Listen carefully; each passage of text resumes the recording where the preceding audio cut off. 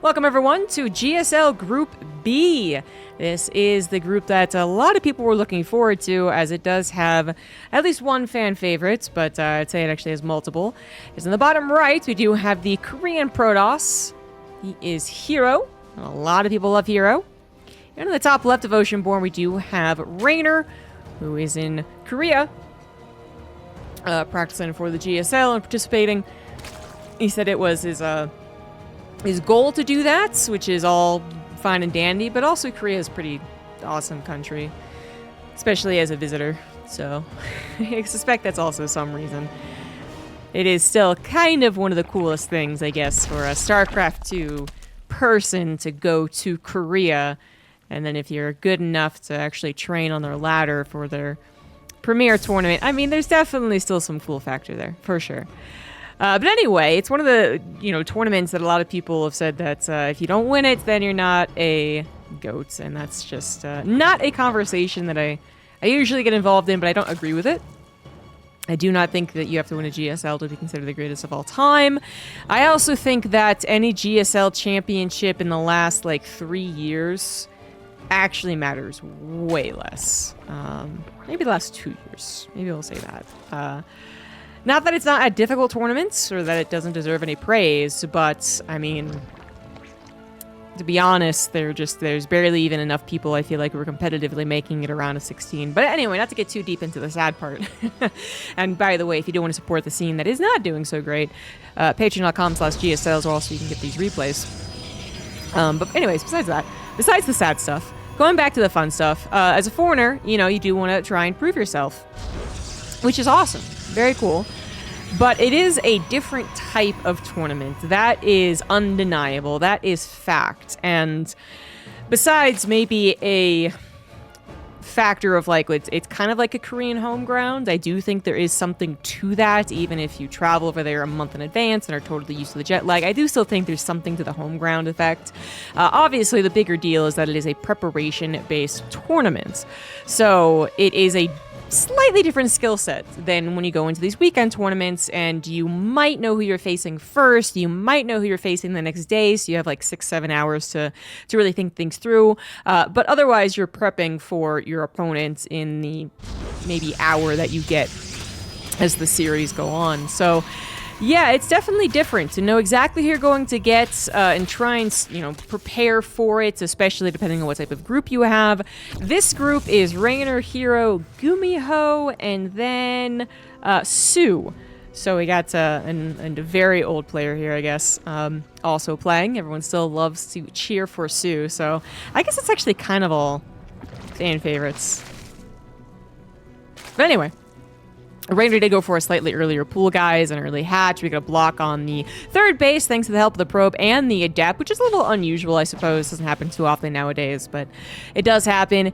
herO going with what is now his standard pylon wall. We saw Australia do that in the regionals. We've seen herO do it for some time. Honestly, initially, I think about 2 years ago, he was doing wrong walls. I do remember distinctly this. He was doing incorrect walls, all right? More than a week out from a new ladder, okay? He had some mistakes. But obviously, this pylon wall, when he actually walls it correctly as well, there's no unnecessary gaps, is what he prefers to do. It does mean that you can work off of a 1-gate third base as opposed to maybe a typical 2 gates, because not only is that going to be more production, so it's safer to go off of a 2-gate in case they link flood you or something, but it also is going to usually actually be the third building that walls off the wall off, and it's a strong building as well, so obviously it can be better against, I guess, otherling busts or future baneling busts, honestly, even heading towards the 20-minute portions. Baneling bust run by is a little bit easier, I suppose. But yeah, I'd say the biggest benefit is that you just don't have to make that third structure, that third major structure, should I say. And so you can be a little greedy, but you do only have a finite amount of units on your third base. Should, for instance, Reynor have gone for 30 lings, would have killed those 2 adepts, would have canceled the nexus, and then the oracles would be really the only thing against it, and only if they're on location. As you can see, they're actually running around trying to do something. Particularly scouting, I would say, at this point. Haven't done too much in terms of damage. We do have an almost perfect game for the Protoss. They had to cancel that building, the pylon block. But otherwise, almost a perfect game. Pretty normal as far as the early game of PvZ goes. +1 melee coming out for Reynor. Now, Reynor and herO do have an established history.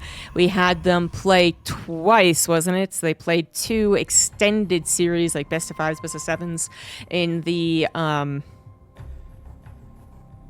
my god, I don't know what it was called. But in a tournament that happened that actually had a lot of money and was really long, and I definitely cast, but I've totally forgotten what it was called now. Someone in chat might remember. But anyways, they played multiple times. And what really got to be shown in that, and herO's subsequent matches against soO, maybe it was soO that was a rematch, and Reynor only played once. But regardless, what herO was able to show versus Zerg in general on that tournament, even though it was online, not offline, was that he has a crazy amount of playstyles and builds. I mean, he was really changing things up. And then, I believe it was Katowice, where Reynor really had quite a disappointing result, in which they had another match. And Pig very intelligently pointed out that herO went from being a crazy, you know, 24 build order player who's also adding in the wackiest thing and the most aggressive things, to being a really standard, almost passive Protoss player, and that clearly threw Reynor off. So you're talking about like 5 different PvZ series against some of the top tier Zergs in the world that herO has been able to work against, where usually at some point you start to worry about the Protoss being a little too boring and getting figured out. So anyways, there's the established history for them. I mean, I can go into even more details about the build orders as far as what they did in the previous time. But again, if it's not going to be anything particularly sneaky, then it's not really a point to put that out. And this is not particularly sneaky. herO 3 base, 6 gases, Immortal, Charge Lot, Archon. I mean, that is a fairly standard comp. And the question maybe more so is whether or not it's going to have any in-between little pokes and prods, you know, something that can surprise Reynor if Reynor is trying to get to that maximum amount of drones and attacking done.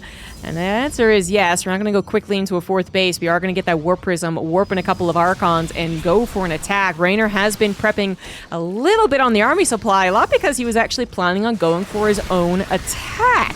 Now, this gets a little awkward because Reynor's economy really is not great, so just defending against this isn't necessarily enough. Obviously, it is the first step, however, and it looks like it will be good enough. More reinforcements are on the way. Ravagers are involved.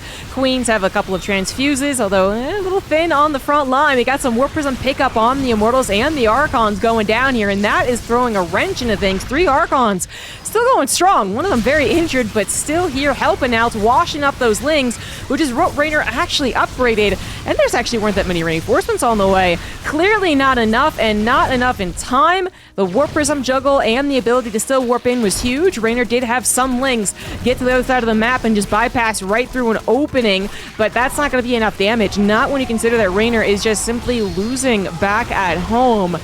And this was just not supposed to be that simple. herO, you know, this was not even like kind of a timing. You know, this +2 is only going to finish now. Not that, you know, the 3 base build up to the Warp Prism attack with 2 Immortals isn't something of timing, but it's not like it's everything that was possibly to be done in this game was at that moment. If herO had been able to just exhaust the resources of his opponent, and then, you know, bring back enough units and Immortals and Archons home to defend this, what was supposed to be an all-in from the Zerg, or dedicated attack, shall we say, then that would have been fine. That would have been absolutely fine, but this is obviously the worst-case scenario. Reynor not even technically holding, I would say.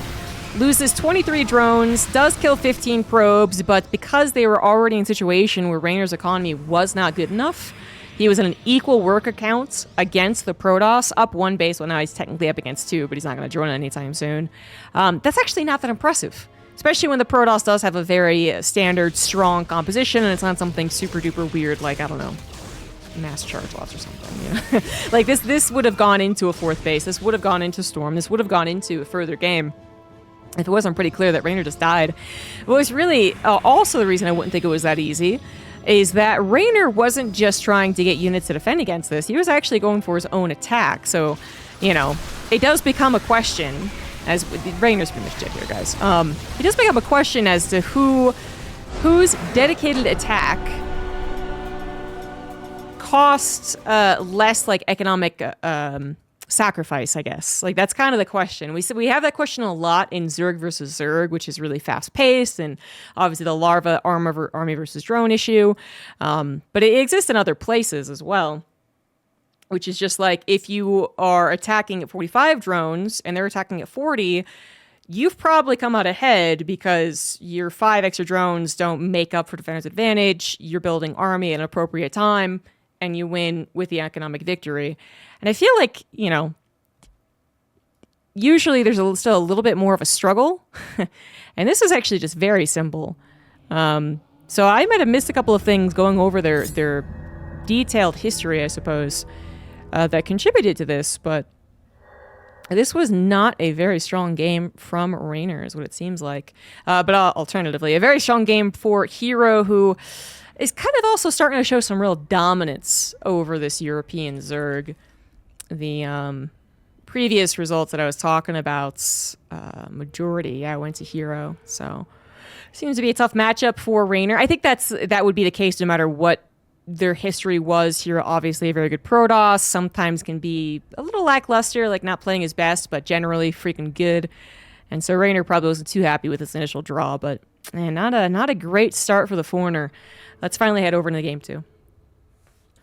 So game 2, after kind of a bit of a bop there, it's going to be on one of the new maps, Ghost River. Top right, herO. Top left, Reynor. I think for once, GSL isn't really the testing ground for the maps. They've been out for a while. Or the times came out. Although, seriously, herO did. It was the kind of small map that was green that had a fairly large wall off in the natural with a ramp going down, so that adds some complication to Protoss wall offs. And it was like a month into that ladder pool, and herO did legitimately mess up his opening, like 2 openings. So I'm just throwing that out there. herO could still mess it up. But no, he's actually been totally fine the last year plus or whatever it is. I know that Pig has had some, theories that actually herO even means to kind of leave some of these things open, is kind of doing a bit of on-the-fly math, where he's like, well, if they go for the run-by as I do the attack, I will deal with the run-by because I'm really good at micro. And won't lose too many probes, but that means they have 20, 30 less lings or 10 less roaches or whatever it is. Pig has had some theories on that. I'm not really sure that is the case, but one thing is for sure, even when herO... Oh my god, there was going to be a proxy? Oh, geez, okay. All right. Even when herO doesn't mess anything up or anything, but like that last game, if he just leaves it open, he actually handles the run-by very effectively. I mean, that last game was actually really the proof there. Could it have been better if he didn't have the run-by hit? Maybe. But on the other hand, maybe those 20, 30 extra lings would have been just enough of the tipping point to not let that warp prism get a second warp in. But yeah, this is interesting. I saw the probe god immediately for herO, but that's just kind of what he does in every matchup almost. Very big on the probe scout and probe harassment versus Terran, not PvP. But this drone, I did not catch whatsoever. Again, blabbing on about stuff that's not in the game. So clearly had that pool coming out pretty quickly. herO going to scout this, ASAP because of his probe timing, which is very usual. But I thought this was going to be some, little light pressure. It kind of messes up the Protoss build order. It does test this pylon wall a little bit more as well. But because herO is able to scout it so quickly, he gets a wall. Does he? Is that not an opening? That may not be an opening. I mean, he might have full walled. That was what he placed down first and foremost. But even if it is an opening, obviously Reynor didn't want to take that opportunity. The drone's been in the main base seeing what is else available, but it's more so that Reynor didn't plan to commit hardcore to a lot of ling production. So again, a little more of a kind of test, throwing off than anything else, particularly when that... Yeah, that is an opening. Okay, I'm not crazy. Anyways, particularly when that drone also tries to get a block nexus. But really, everything did not come together. Like, let me kind of reframe or make sure the framing is understood here. Reynor loses the first game in really not impressive fashion. Definitely awkward with the whole 2 dedicated pressures, one going much better than the other, but it was not a great game for Reynor. Didn't get to show much of his stuff.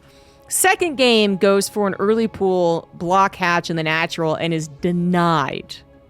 herO just brings his own probe down, and you saw the little micro war that went down. And then the Lings don't really bother him at all either. Very efficient wall off there to buy some time. If it was an actual Ling flood, it might have been a little questionable, but herO, again, I think was able to determine that too by seeing if there were any more Lings on the way. And it's a very bad game. It's not a good series for herO, or for Reynor. Sorry, as herO's adepts are threatening to get in, as the speed is still not done for Reynor. But this is just not a very fun series for Reynor at all. Clearly coming in with a couple of pre-planned builds, which is what you're supposed to do in a planning type tournament. And they're aggressive too, which is not at all out of character for Reynor. You know, it's totally fine, but they are just not working. And that's a little worrisome for the rest of their results, because maybe you lose against your first opponent, because it's also one of the most fearsome opponents in the game. But it's round of 16, so you think, well, the other two guys I certainly still have a chance against. And that is a fine thing to think, but you add on this whole, like, I'm getting kind of bopped, like nothing I'm doing is working. This is my first game in Korea after once again there's been so much pressure built up since my last time in Korea. Didn't go so well either. I mean, Reynor, he's got some mental fortitude. He's had a lot of really great comebacks, but it has maybe been a little in question over the last year since he did not do well in Katowice after preparing for so much, and, well, unfortunately, preparing for this too doesn't seem to be enough. Here, a little supply block, a little awkward to the third nexus, I guess. Didn't put the pylon there. Getting it down. But we got Adept still threatening with a bit of a run by. A little mistake, but that's just not enough Lings. Yeah, not so much a mistake there. Reynor just did not have enough Lings to really cause herO concern. Although some Lings still getting damage done, because of course. Oh, we really got to take a look at what herO is doing. herO is going to try and just take care of this game and this series, lickety-split. We do have a total of 4 gateways. That's not really actually a lot. I don't know if he's going to win with this, of course, but he is going to try and apply some early pressure. So we got a faster Twilight Council and Blink on the way. We have a 4th Oracle, and this is something that herO is pretty much the only guy that's ever going to do. And we do, in fact, have more gateways coming down. So obviously more gateways, more dedication to the aggression, more of a all-in coming through here. So it's going to be a total of 6 gateways, and that is, yeah, enough to be, let's say, dedicated again. So the signs should be coming up soonish. I mean, you know, if it's going to be a low gas count, no 5th and 6th gases, maybe there could have been a faster 4th, because herO does play that gateway-based style with fast expansions, but it easily also could be them building up a stalker count very soon. If it was anything else, then maybe the pressure is being applied here, but then there's also that 4th base like I'm talking about. Maybe gases are being added on. That 4th gas would absolutely be on if it was a macro game, something that Reynor actually can't see. So this is herO's 3 gas, 6 gateway attack. He does have a forge now, building +1, but clearly this is dedicated. You don't have a warp prism, and you don't have a proxy gate. Sometimes herO does manage to get a proxy pylon up prior to the attack, but didn't really work out here. Nonetheless, you can actually still aggress, especially if the map kind of lends itself to an attack position that favors you. You can reinforce and also attack and still safely retreat with some of these ramps. I definitely see the idea as to why this actually could be very good. And we see that even though herO is kind of backing away with the stalkers, taking care of some attempted run-bys, he is also making sure to keep this proxy gateway up. Like, he still wants to attack. Reynor might be reading this as an attempt to move on, which, there's there are different levels of moving on, I suppose, but this is like not moving on at all. That is the problem. There is no moving on right now. Reynor just built 10 more drones, I believe, up to 65. It's not an incredible number of drones. And actually, the queen number, what the hell? 11. I did not see that growing, but he did have some minerals for it. That is going to buy a lot of time, actually. Maybe enough time for Reynor to make something happen. Run-by is going to be unsuccessful. Simple Zella Warpin takes care of that. We are talking about a pure Ling defense. They have +1, which is actually theoretically fantastic against Blink Stalkers, but only really if you get this around. And then unupgraded or upgraded Lings are all pretty freaking good, but really you need this around. Even if they had +2 and Adrenal Glands, without a surround, they're not as impressive And I am just really seeing how good this can be on this map. This is insanely good. Now, this would be maybe a little bit different if Ravagers were available, because then Ravagers could just kind of infinitely, or pseudo-infinitely, like, delay this ramp walk-up with Corrosive Biles, but only if Reynor had them, and a decent amount of them, too. Not something he was striving for, rather going into pure Ling, Baneling, and Queens. More on the way. Reynor is building up quite the army. Both of them with +1 at this point, by the way. herO's did finish. Gets a little more of a wraparound. Still no surgical hooks, but is going to make some connections with the Zealots, which is what the Banelings would like to. But that now is not at all enough. We see the rest of the army off of now 8 gateways coming forward, and that is clearly not a big enough Zerg army. I would say the snowball effect happens pretty quickly either direction in a game like this. Either the first group of Stalkers get surrounded by Lings, get bopped, lose map control, and the Protoss decides to move on, or the Stalkers never get surrounded, continuously build up in numbers, retention is great, 9 dead is probably okay in this game, and then the Zerg player runs out of steam, particularly when it comes to Lings, which are very larva intensive, and though that wasn't Reynor's problem, it probably could have also been an additional one. And this is just game over. herO's aggression off of 3 bases, now 2, because the run-by did kill probes, did kill the Nexus, is still going to work. Reynor forced to tap out 0-2 in his first series, coming back to the GSL. The mentality, it must be rough at this point. Absolutely rough. But we can talk about that more later. herO advances to the winner's match. Reynor with another chance in the losers. The second preliminary match is here. In the bottom left, we have GuMiHo for Cloud9. Forgot to shout out the team's last game. And in the top right, we do have soO as the blue Zerg. Gotta be honest, I don't actually remember what team soO is on, so I'm gonna quickly Google that. We're spawning on Crimson Court here for a Terran versus Zerg. It does seem like soO is still on DKZ Gaming. Okay, so GuMiHo versus soO. They do have a history, because of course they do. They've both been around almost the entirety of StarCraft 2, I want to say. GuMiHo, kind of famously. I mean, it's a fact that people bring out every day. It's a party fact. Did play random the first time he was entering into GSL, when he was just a wee baby pro gamer. But that was 14 years ago, basically, at this point. soO's been around a long time. You know him for his substantial list of second places, of which one was given to him by GuMiHo. Which it took me a second. I know they had a history, because it's 2 Korean pro gamers who have been around forever. One of which has gone to military. Or no, they both went to military. Yeah, so they've been around forever. But anyway, really, what I was thinking of was the fact that they were in GSL together, the GSL finals. It was the one GSL finals that GuMiHo was capable of winning, as he wasn't just playing very good strategic and tactical StarCraft 2, which we know him for, but he also was playing really good mechanical StarCraft 2. And I've said it 1,000 times whenever I've cast GuMiHo, but here it comes once again. GuMiHo is one of the less dependable mechanical players, particularly amongst the Koreans, if not the entirety of the pro gaming kind of top 32 or whatever you want to call it.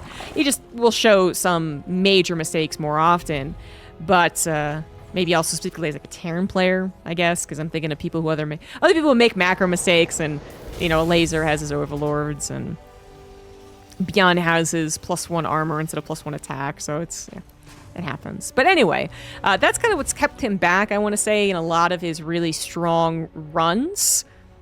And his strongest runs, so his GSL win versus soO, and his DreamHack second place versus herO, I would say, were when his mechanics were really at the top of their game. But you do have him now facing an opponent who I would say also has a little questionable mechanics. There is definitely a lot of Zerg Roach all-ins, Roach Boy, as Maynard would call soO. Which doesn't mean he was mechanically bad or anything. It just means that he was kind of basic, I suppose, at times. He just kind of figured out what soO was going to do. On occasion, he clearly had, 9 finals appearances, so he's pretty freaking good. But now, post-military, one of these players has done really well, shown no signs of kind of weakening in their devotion to being the pro gamer, no disinterest in StarCraft 2, no attempt to play any other game, like Brood War, for instance, although I'm sure they play other games, and yeah, just generally looks more consistently better. And that is GuMiHo. GuMiHo looks consistently GuMiHo, as we saw him prior to his military, where soO definitely was already falling off prior to military, but then I think he's really fallen off. So I really give this best of 3 to GuMiHo. If you can't pick up on that, just make it really clear. I really think GuMiHo should win this best of 3, but soO, don't underestimate him, especially when it comes to those mid-game pushes, and those pushes are available in today's metas. 1-1 Roach push obviously still exists. And maybe it could be done on a couple different maps, but even though Crimson Court is one of the shorter ones, I'm not sure I actually like it here. We do have roaches on the way, but it's on 2 bases. GuMiHo has gone for 3CC, 1-1-1. Eventually, we did have that kind of otter opener that him and maybe a Byun can do. So Cyclone, 3 Marine, and a Reaper. It looks a little weird, but it's a 1-1-1. And it's 3CC, so very, very greedy. Little less greedy now that we have some Banshees on the way. The most greed you can do is with the additional barracks already being formed. No starport. So this is really important and possibly a change of plans because GuMiHo is scouting all of this. You would at least see the lack of third base and already have a huge red flag because of that. And there's really only so many things they could be doing elsewhere otherwise, like 2 base Zerg versus Terran. Probably either Nidus Worm Roaches or Aspire. Both with a lair, right? But GuMiHo got it right up all in there in the main base, confirmed that lair, also confirmed no 4th gas ASAP, which takes away a little bit that Muta possibility. Hasn't actually seen the Roachborn directly, but I really feel like you can put 2 and 2 together. And whereas getting to Banshees might have been a little bit of a problem versus a Muta player, if that was it is against a Roach player. So having one cloakless Banshee just to hover over those Roaches if they do end up attacking you, well, that's exactly what a Terran wants. It does seem like more Zerg players are doing 2 base openers, perhaps because of the map pool. I didn't see it on this map, and I don't remember the map that we literally played on just last series, but that was one of the maps where we saw a couple of like the weirder Roach rushes, because the Terran can also be weirder on the super, super short maps.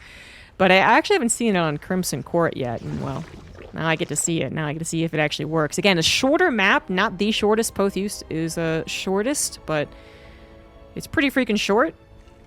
The 2 base all in versus Terran in 2024. No sneakiness. No Nidus Worm. No Overlord drops. Just, it's been a while, I feel like, since I've seen this. GuMiHo is pretty prepared. The question is not having units in position. No wall either. Bunker in the wall is actually great. Buys a little bit of time, but obviously not much. And it's more about this tank on the high ground, which does get siege up. It's very well protected. The Roach Ravager will have to get very close to that tank, but it is kind of maybe disturbingly... Okay. I was going to say disturbingly close. I thought he was going to actually try and evacuate, but he pulls the SCVs, he pulls the Marines. Actually try to take care of this. Stim is done. Banshee comes back to help out, to focus fire on the Queens a little late. The Banshee will go down. That was supposed to be a freebie. That was the intention of GuMiHo. Just took down the Queens, as opposed to trying to focus fire the Ravagers or get rid of the Roaches to let those Ravagers be vulnerable. But that tank is still firing strong. Will finally go down. Yes, it will. But it got, I don't know how many shots. The 30 SCVs also went down. This was definitely not the easiest defense, and I kind of blame the Banshee, honestly. The Banshee was hovering over this would-be 3rd base, this other 3rd base, I suppose, once you break down the rocks or take rid of the minerals. And so it didn't trail any reinforcements. It wasn't there from the get-go when the Queens were still waddling over. I mean, they did not have much mobility. And even when they do, sometimes a Banshee can actually just stay on kind of a corner and get a lot of shots off. I mean, I really think that Banshee was underused, and then it just died to the Queens anyway, but whatever. But GuMiHo clearly thought that nipping it in the bud was the better idea here, not to drag things out and let him get not just a bigger Roach Ravager army, but then also to continue capitalizing on the kind of SimCity here, right? Like using your own SimCity against you, but 30 SCVs is a lot to lose. GuMiHo does have to make up for this. Unfortunately, a double drop in the main base is going to do just that. Queen goes down, a couple of drones already heading to their death, and 10 will be the total count with an Overlord as well. The Marines even tackling the Roaches for a little bit longer because it was 1-1 versus 0-0. If they had combat shields, Maybe even would have stuck around a little bit longer, but the rest of the Roach Ravager army was back on the way. Now we get to play the good old-fashioned Zerg game of follow the medevacs, which is really fun when you have basically no anti-air. It's super fun. Oh, and splitting Roach Ravager can give you a lot better of a time if you split it correctly. If you just have two unbeatable armies covering the bases they're hopping between, no problem. But then you might misjudge and lose all your roaches, which is exactly what happened there. GuMiHo actually is continuing to pressure. A lot of Terrans would be terrified to do this in this type of game because they don't know exactly what the Zerg is doing, right? Are they still building their economy? Do they have enough time to do that? Or are they building a bunch of army? But GuMiHo is making absolutely the right decision here, especially because he has so many tanks, and if he can properly protect them, which is just really such a small number of Marines, I'm not sure he can, then maybe that'll be good enough. Unfortunately, that Marine buffer might not be enough as the last siege tank goes down. 3 more still available, will be picked up and evacuated. Obviously, soO did have to pause on any attempted droning, potential droning, to defend that. But I think at 69, he's actually already pretty good. 4 bases, Richfest being gas in the middle. I mean, that's not too terrible. It's actually soO's macro, those queens dying from the push, from the drop, that is killing him. Like 100%. If he had 1,000 in Roach Ravager right now, there is 0 way that GuMiHo does anything to look intimidating. There is 0 chance. And instead, 1,000 is creating this very potential scenario, and it is just a potential. GuMiHo still recovering from the drastic loss of life. 3rd CC is finally getting some saturation. The SCV count looks better, but it's really not a good situation because all of the SCVs that were rebuilt, all 30 of them, eventually being rebuilt, that is so many things. That is the 2-2 finishing up. That is the 8 racks already being done. The second factory already being done. You would have been able to produce everything of every production facility this entire time. You notice a tank isn't being built right now. GuMiHo also under pressure. Now this actually might be a little too soon for soO. 2 tanks still available. 1 trying to go down. Corrosive Biles will actually miss initially, so a lot more shots from that one. It still might not be good enough, and it looks like I was totally wrong about GuMiHo taking this, but I guess the way that I threw it in there, the caveat that I gave is that you always got to be respectful of soO's attacks, and, well, that is the reason soO won. So in a way I was wrong, in a way I was right. I'm going to take that. That's fine. But soO wins out in the first game, and I think what was supposed to be a really unideal scenario. I'll talk about that in the next game. So bottom right, we have soO, and top left of Site Delta, it is GuMiHo. But yeah, I gave everything to GuMiHo. I gave the overall, I think, consistent skill level of the 2 to GuMiHo, and I certainly gave the build order to GuMiHo. Now, it was a short map, and so a push of some sort, and a pure roach push of whatever time, totally fine, is going to have a little more pepper on it. But it was red. It was, I think, properly defended against, as in the units that were gotten. 3rd CC can land like it did, and then you don't put the SCVs over there. That's no problem. Maybe it doesn't get harassed. You go back to muling it immediately. GuMiHo did that. Maybe you do pull some SCVs to nip it in the bud, but maybe not that early on was the problem. Maybe you don't pull SCVs. Maybe you do force them to enter into the natural and then try and break the main, which then the tanks get so many shots off, if appropriately placed anyway, so they don't get corrosive bile down. But then it does kind of create a weird situation in which maybe the Roach Ravager player then gets to contain you on one base, because obviously your 3rd isn't going to be free for very long. And then breaking out is even more difficult, because again, that's SimCity, the terrain, the ramp does work against you. But as much as I'm giving that credit, I actually really don't think in that position that would have been that problematic. In a position in which the Terran player had already gotten 3CC for an extended period of time, had already gotten into the production of Marine Medevac tank, and was on their way to finishing all the important upgrades as well. Stim 1-1, and then combat shields would have started sooner if there wasn't so much hubbub. GuMiHo pulled the SCVs and lost economy and pushed, and so the combat shields are kind of late. I just don't think that the pull at that time was actually necessary. Either GuMiHo strongly disagrees, in which case we bow down to him because he's a much better player, or he thought that he was choosing that exactly right time, in which then if it was, the game looks flawless for him.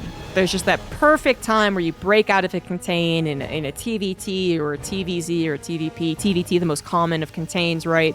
There's that time where you pull the SCVs alongside your Raven, Tank, Marine, Liberator, whatever you got, and it's so perfect that even though you lose 15 SCVs, the counterattack's stronger, they dedicated more, so they're down SCVs regardless.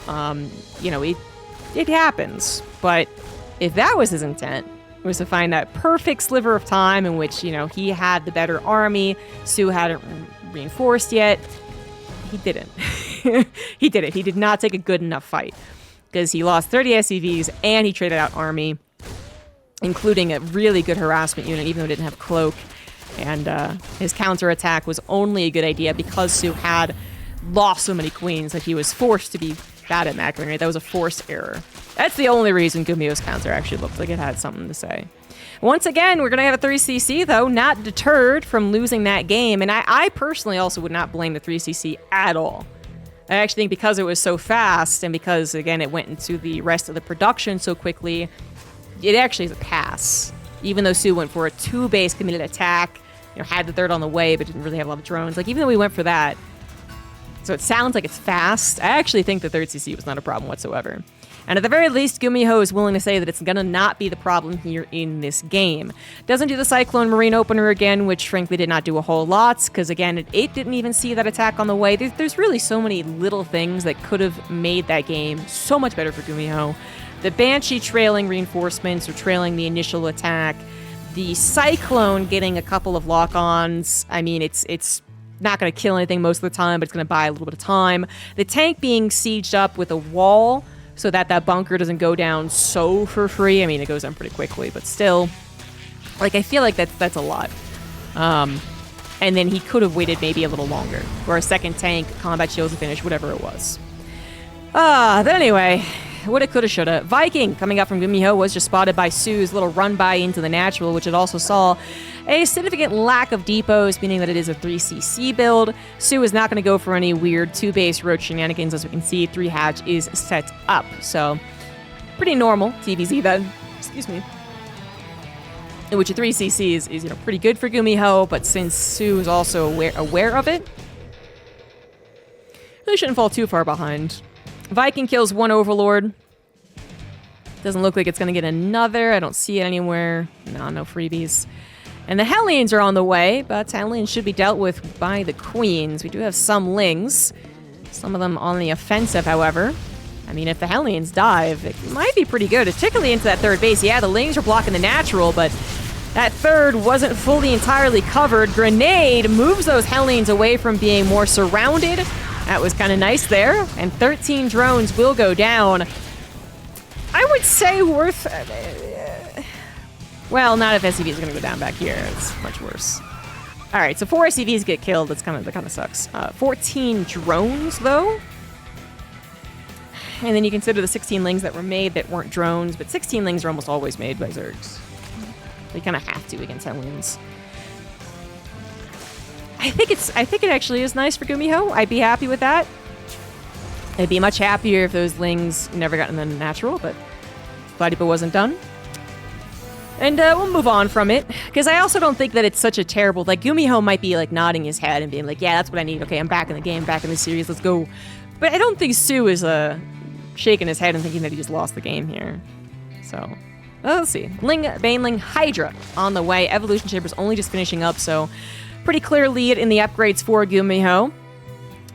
And already moving on to tanks. Actually, he did not get all the scouting in the world. But, you know, right now it does lean towards just Lings. There is a possibility a Roach Warren is hidden somewhere. And they just don't show the roaches. That does happen.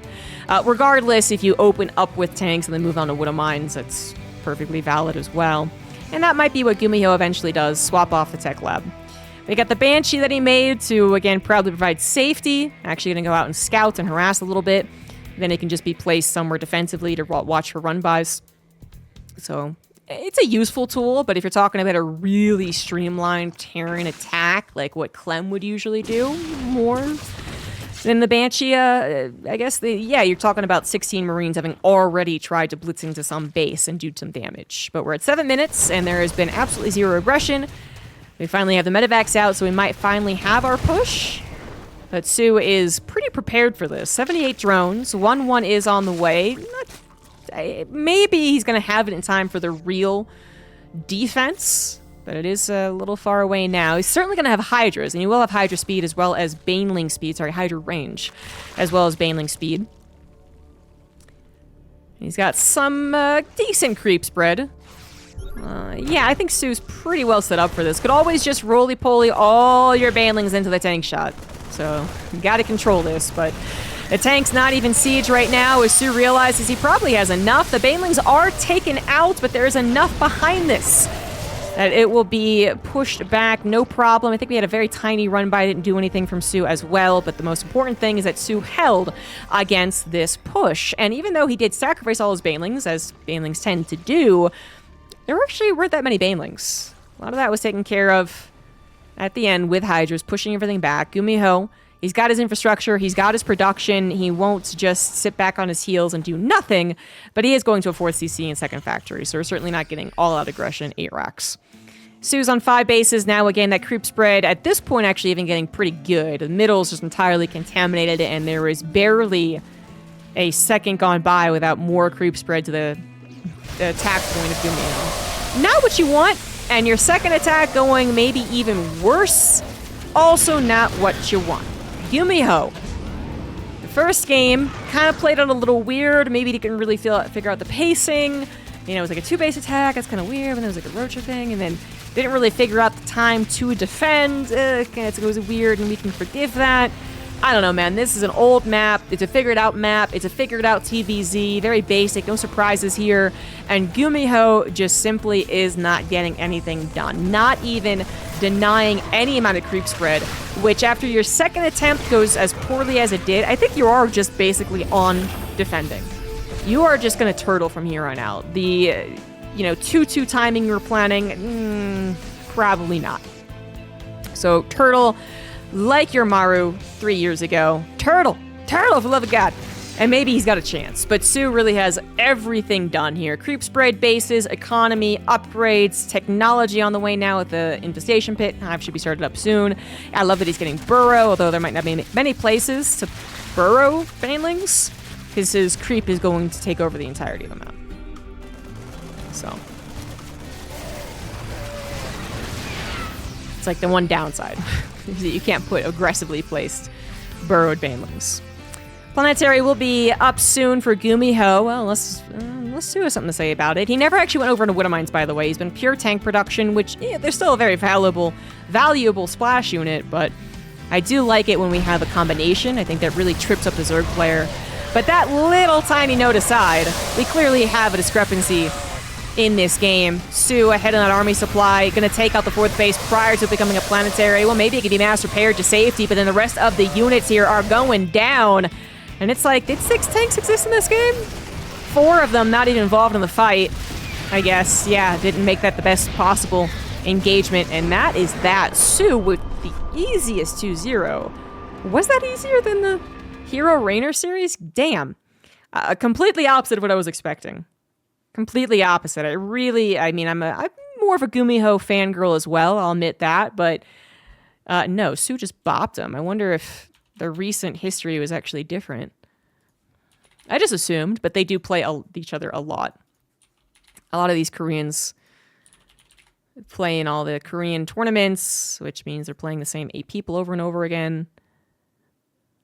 Yeah, okay, it has been a little more soO-sided, to be fair, in the last year. In general, actually, soO just seemingly has something against GuMiHo, except for that GSL Finals. Maybe it was more the GSL Finals had something against soO. But yeah, GuMiHo getting a little wrecked there. All right, so we're going to have GuMiHo versus Reynor and soO versus herO, which is coming up next. The winner's match. Winner advances to the round of 8. Loser has a second chance in the decider. In the top left of Golden Aura, it is soO And on the bottom right, we do have herO. So soO for DKZ Gaming. And herO, did he recently join any other team? He's on DKZ Gaming. Okie dokie then. So we do have a team kill, I suppose. But it's possible that both of them get through, so. Let's see here. soO versus herO. So I once again have an extreme bias, but apparently my bias was very incorrect last series. But I do believe that herO is going to win. Let's actually look up the history between the two this time. And we got, yeah, pretty heavily herO favored. Okay. Yeah. I mean, soO and GuMiHo kind of always felt like they would be able to defeat each other, but soO obviously has a winning record. When it comes to soO versus herO, generally soO is the loser. It's a very long history, dating all the way back to 2012. And so it's actually not that many games if you consider they've been playing each other for 12 years in the same region. Not that many series, actually. But generally going herO's way. And I think that is just, that has to be extra true. soO actually, by the way, looked good last series. I mean, again, he got that kind of weird resource block, but that was a forced error in game 1 versus GuMiHo. Otherwise, you know, that second game, pure macro, looked great. Good decision making, good macro. Good micro, I guess. I don't even think it was really necessary. And so, no qualms though soO was playing whatsoever. But even when soO was playing his best, herO is the better player a lot of the time. At least post-soO military. Beforehand, there's obviously a little more discussion. But post-military, herO popped off, stayed very consistent. Couple of disappointing results for sure. But every time he started to really doubt the guy, he'd come back and be one of the best, if not the best, Protosses. soO, not really holding on to that title anymore as far as Zergs go, as far as the overall history of StarCraft, certainly one of the best, but not right now. So herO really, I think, should be feeling pretty good about his chance to make it to the round of 8, that's what I'm saying. soO might be more thinking about what he would be facing in a potential decider match. If you do try and figure out how this goes as far as a group, and there's no easy, I'm facing 3 Terrans, let's just practice for 3 Terrans, then maybe soO would have thought, I can definitely beat GuMiHo, and so who would win versus Reynor or herO Reynor? Probably would be to herO, considering their most recent history. A little bit of Korean bias, which I think is warranted. I'm not saying that's wrong. And as such, does he believe that he can actually take him down in the winners, or is he like, well, I really think I can take down GuMiHo or Reynor, and so he practices ZVT and ZVZ? It can be a question when you have these preparation tournaments. I would not be surprised, however, if we heard that 1 or 2 players in GSL was like, I give no advance thought. That actually wouldn't surprise me. But clearly you're kind of supposed to. Void Ray coming out first here for herO. So we do have him really changing things up compared to his game versus Reynor. But then we've been having more of these Void Ray openers in general. There's always that little chance that it's blocking sight of something really weird, like a 2 Stargate Phoenix build.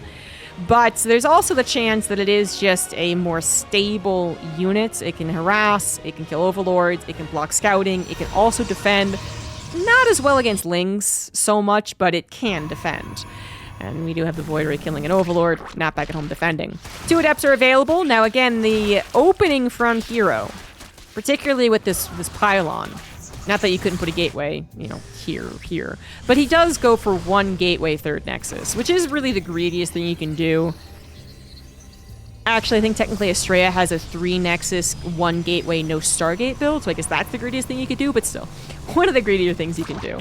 And if that means that if those Lings get a proper surround on those Adepts, the pylon's not well positioned, the probe gets killed prior to it, whatever happens, actually it's really annoying.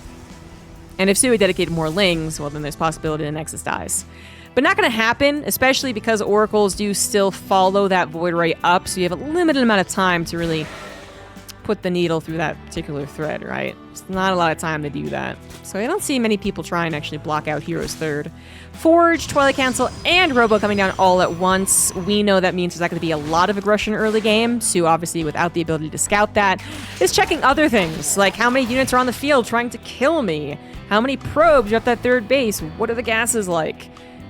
And the units on the field aren't really trying to kill him as much as they are trying to make sure that he respects them. So Creep Trade gets killed, sure, but then also you gotta respect it. So you gotta build lings. You can't just be droning this entire time. If you don't build lings, I can kill many a drone. But it seems like it's a balancing act that is being balanced by both players. herO not overstepping with his units, nor taking any losses back at home because they're on the offensive. And then soO not taking much damage, making as few lings as possible, still feeling safe, and then trying to get back into that droning, which he does need to get back into, and he is doing. +1 missile on the way with the Roach Horn. We saw Reynor really like the fast +1 melee. I mean, I think in general it just works with Reynor. We still know him as a real ling guy, and I love his usage of lings, so I don't really want to have anything against it. But it does seem like he does it a decent amount versus herO, and it doesn't seem to work as well as maybe he thinks it will. You know, like against those Blink Stalkers, for instance. So, Stalker goes down there. But then I might just be remembering wrong, because they did play so many games with each other. Reynor might have thought that this was actually a change-up from their last time, and, well, we saw it didn't matter versus herO. herO eventually pulled the trigger on those Adepts, by the way, probably figuring he didn't need them anymore, so... Although it was 4 Adepts for 6 drones, you know... We got him going into Robotics Bay pretty quickly, and I am feeling the push with the Colossus Blink Stalker. Is soO feeling it, though? Are you feeling it now, Mr. Krabs? Seriously, though, he's got to figure this one out. And you can kind of figure it out when the first Colossus pops, but what exactly are you doing while that's happening? We've seen this push being built, and then an all-in from the Zerg comes, and it does just enough damage that it's you know, the push kind of lacks an oomph. We saw that actually in the regionals with Estrella, kind of the exact scenario that I'm presenting, and what we didn't see so much was Swarm Host at this time, but we did see Scarlet go into some Swarm Host games. So weirdly enough, they're kind of making a comeback. This is an old map, and I don't remember seeing a lot of Swarm Hosts on Golden Aura, but soO does seem to be just going for him for whatever reason he's thinking. He's doing it. 4th Nexus is down. No sight on the Colossus yet, and in fact, hero's even rallying them for a chance to have them hidden. Not just leaving at the 3rd base. soO is not getting any scouting anyway, and is still actually losing drones. 15 now total dead. Some sacrifice from the Adepts for that, but still pretty good. And then Swarm Hosts.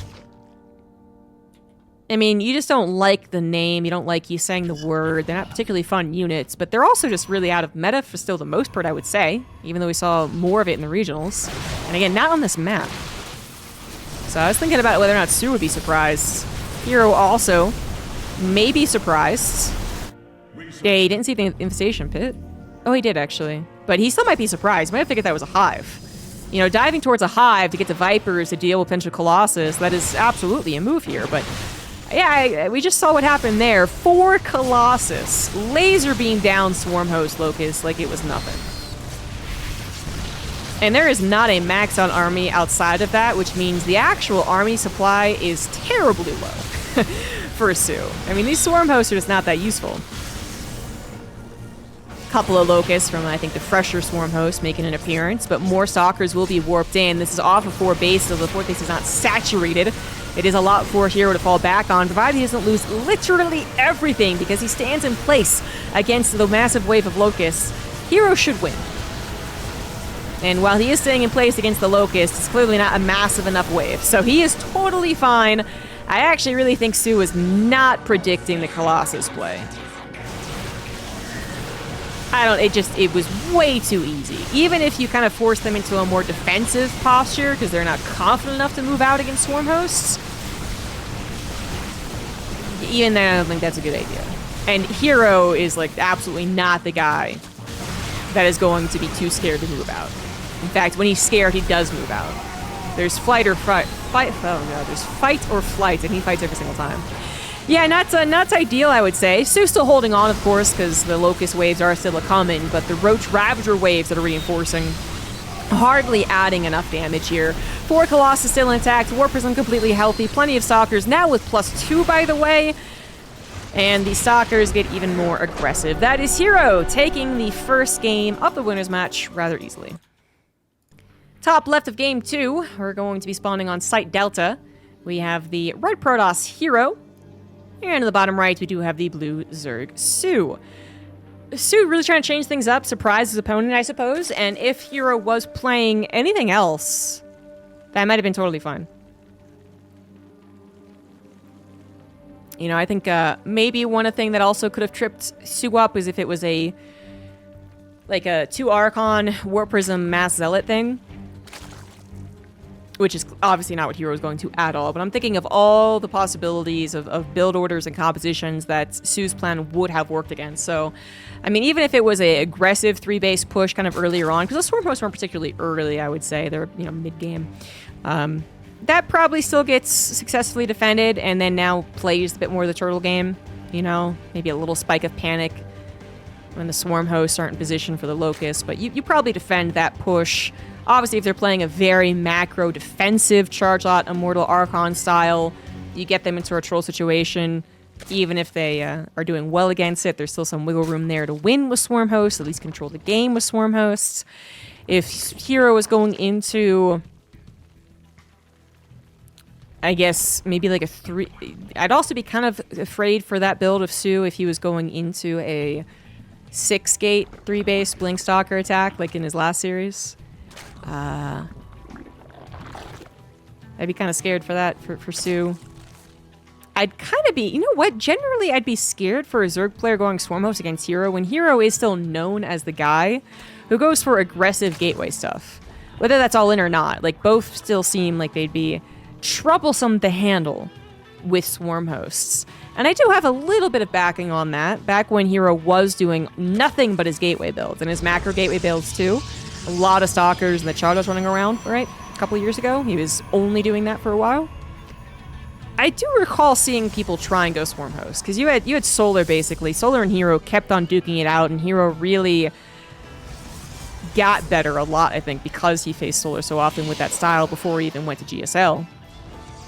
But I think some Zergs really trying to put their head together and figure out how to handle this style. Initially, there were some attempts to Swarm Host him. I think they went really poorly. So anyway, I mean, I kind of like the idea of trying to change things up, especially on kind of an established meta map, I suppose, but it really did not do anything. herO just literally walked out into the Locust. Was like, oh, Locust! Okay. Yeah! Oh. Like it just was maybe a jump scare. But maybe not even that much. Stargate opener once again for herO, by the way. soO getting blocked in his natural. Not surprising against herO. And then taking his third anyway. Normal stuff here on Site Delta. herO really is good at annoying probe play. I'm not highlighting it in any of these games, but he almost always sends out a very early probe, like immediate probe before pylon or pylon, whatever. And then is really good at annoying people.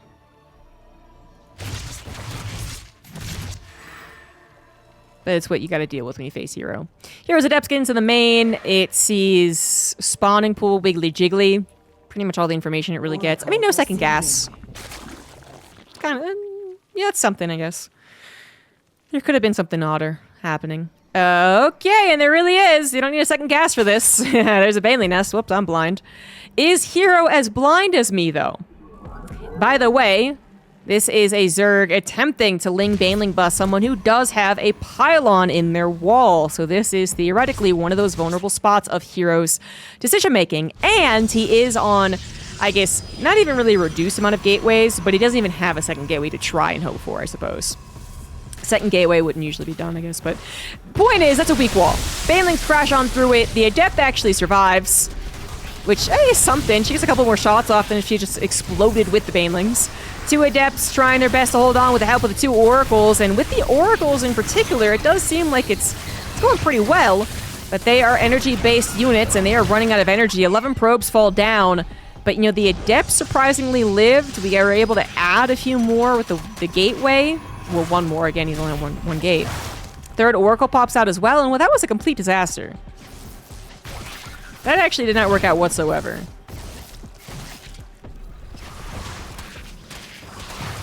This game's over. I mean, the Adepts don't even need the Oracle's help, apparently. He is still only on one gateway, and I think that's why soO's trying. He knows that the production outside of Oracles is very limited. But because he didn't really impact the economy enough, it would be different if the economy couldn't support Oracle production. Then I could see a kind of a snowball. But the Oracles are being produced. They're all getting energy back. You don't need that much energy to really just zip right on through all these lings. And soO is dead. That just did not look like a very powerful attack, did it? I think some of the... So I'm going to try and pinpoint the issues as to why this looked so lackluster. When soO finally taps out. I'm surprised he hasn't. Oh, he's going to try and drone? Are you, though? No, you're not. Okay. No, you're not. Don't lie to me. All right, so let's try and see why this really was lackluster, okay? So, first of all, the Oracle did not see this. No, he did, because he's built another pylon. Well, actually, I think he did the last game. He might not have seen it. So he doesn't know. He does not know. Okay, no. So he just actually habitually built a second pylon. Which is a good idea. Power up your buildings. Oh, no, the Oracle did see it. Okay, all right. The Oracle sees lings racing across a very suspicious manner. Not a whole lot of drones on the natural as well, and that's what you need. So this means that herO reacts by placing a backup pylon, obviously not in splashable range of the first one. Adepts try and hole up together, and that is absolutely what you want. Third Nexus isn't canceled, but that's not your limiting factor in minerals. Gas is more so, because you are dependent on these Oracles. And the Oracle obviously flies back home. Actually, no, the Adepts do not pair up initially. They think about it, and then they don't. First thing that happens is the Adept actually gets saved. That's the first thing that happens, which isn't always the case at all. By saved, I mean it gets 3 extra shots, but still, that is time that the lings are not on the probes overall. That's time lings here don't go into the main base to try and kill probes there. 2 Adepts are alive. They get to work with the probes? Not really. Kind of. Enough. And the Oracles are here. So I think their major thing about defending ling busts, besides, hopefully just walling off against them, but is really having, Oracles in position with Pulsar Beam. Okay? And if they're in position with Pulsar Beam and there's nothing else to worry about, then this is an ideal scenario. You got Oracles, Adepts, and probes all attacking pure ling. I think what really convolutes ling busts is when they instantly delete every ground unit. There's no ground units helping. And then they also get into different bases, because then the Oracles waste their energy flying around. So by the time they finally catch up to the lings, they have 2 energy, and it's like, oh, shit. And then I think ideally a Zerg player doesn't actually take the fight there at all, right? That's the other thing, is that the Zerg player goes, oh my god, everything's combined together. Let me move my still alive 20, 30 lings and move elsewhere. Make them waste their energy again chasing me. Ideally, go into the main and natural. Don't let them wall off again. Yeah, I think when everything gets to attack together in one location, that's when a Bane bust looks really bad.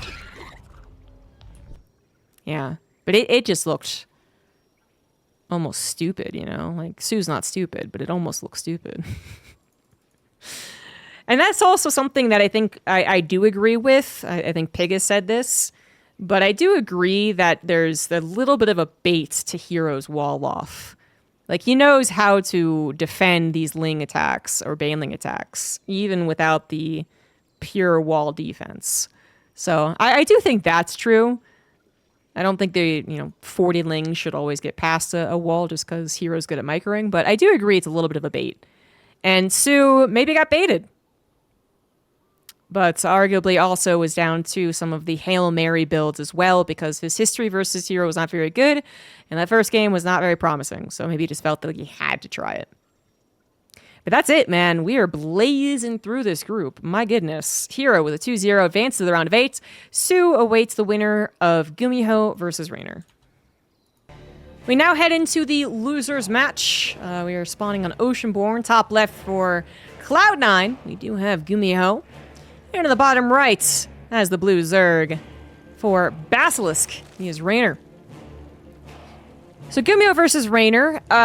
What comes to mind when I think of this matchup? I actually, weirdly enough, immediately think back to pre-2020 Katowice. Don't ask me why, it just does. I don't know. But I'm pretty sure that's when we had the Cyclone meta, and very different Cyclones than the ones we have now. Also a meta in which I think it got figured out at some point. But there is a lot of games between these two, because GuMiHo is having a field day playing mech, I think, is one of the reasons it sticks out in my brain. It was a more mech-heavy time. And then Reynor was struggling a little bit, and GuMiHo is one of the best at doing the abusive Cyclone tactics. So Reynor was showing some frustration, eventually kind of fixed it. It was supposed to be a big topic in Katowice that year. So we, studied and prepped, and all the qualifiers had that meta. And then we actually got to the tournament, and not a single mech game was played on stream. Like, it was actually bizarre, because Zergs were even apparently complaining.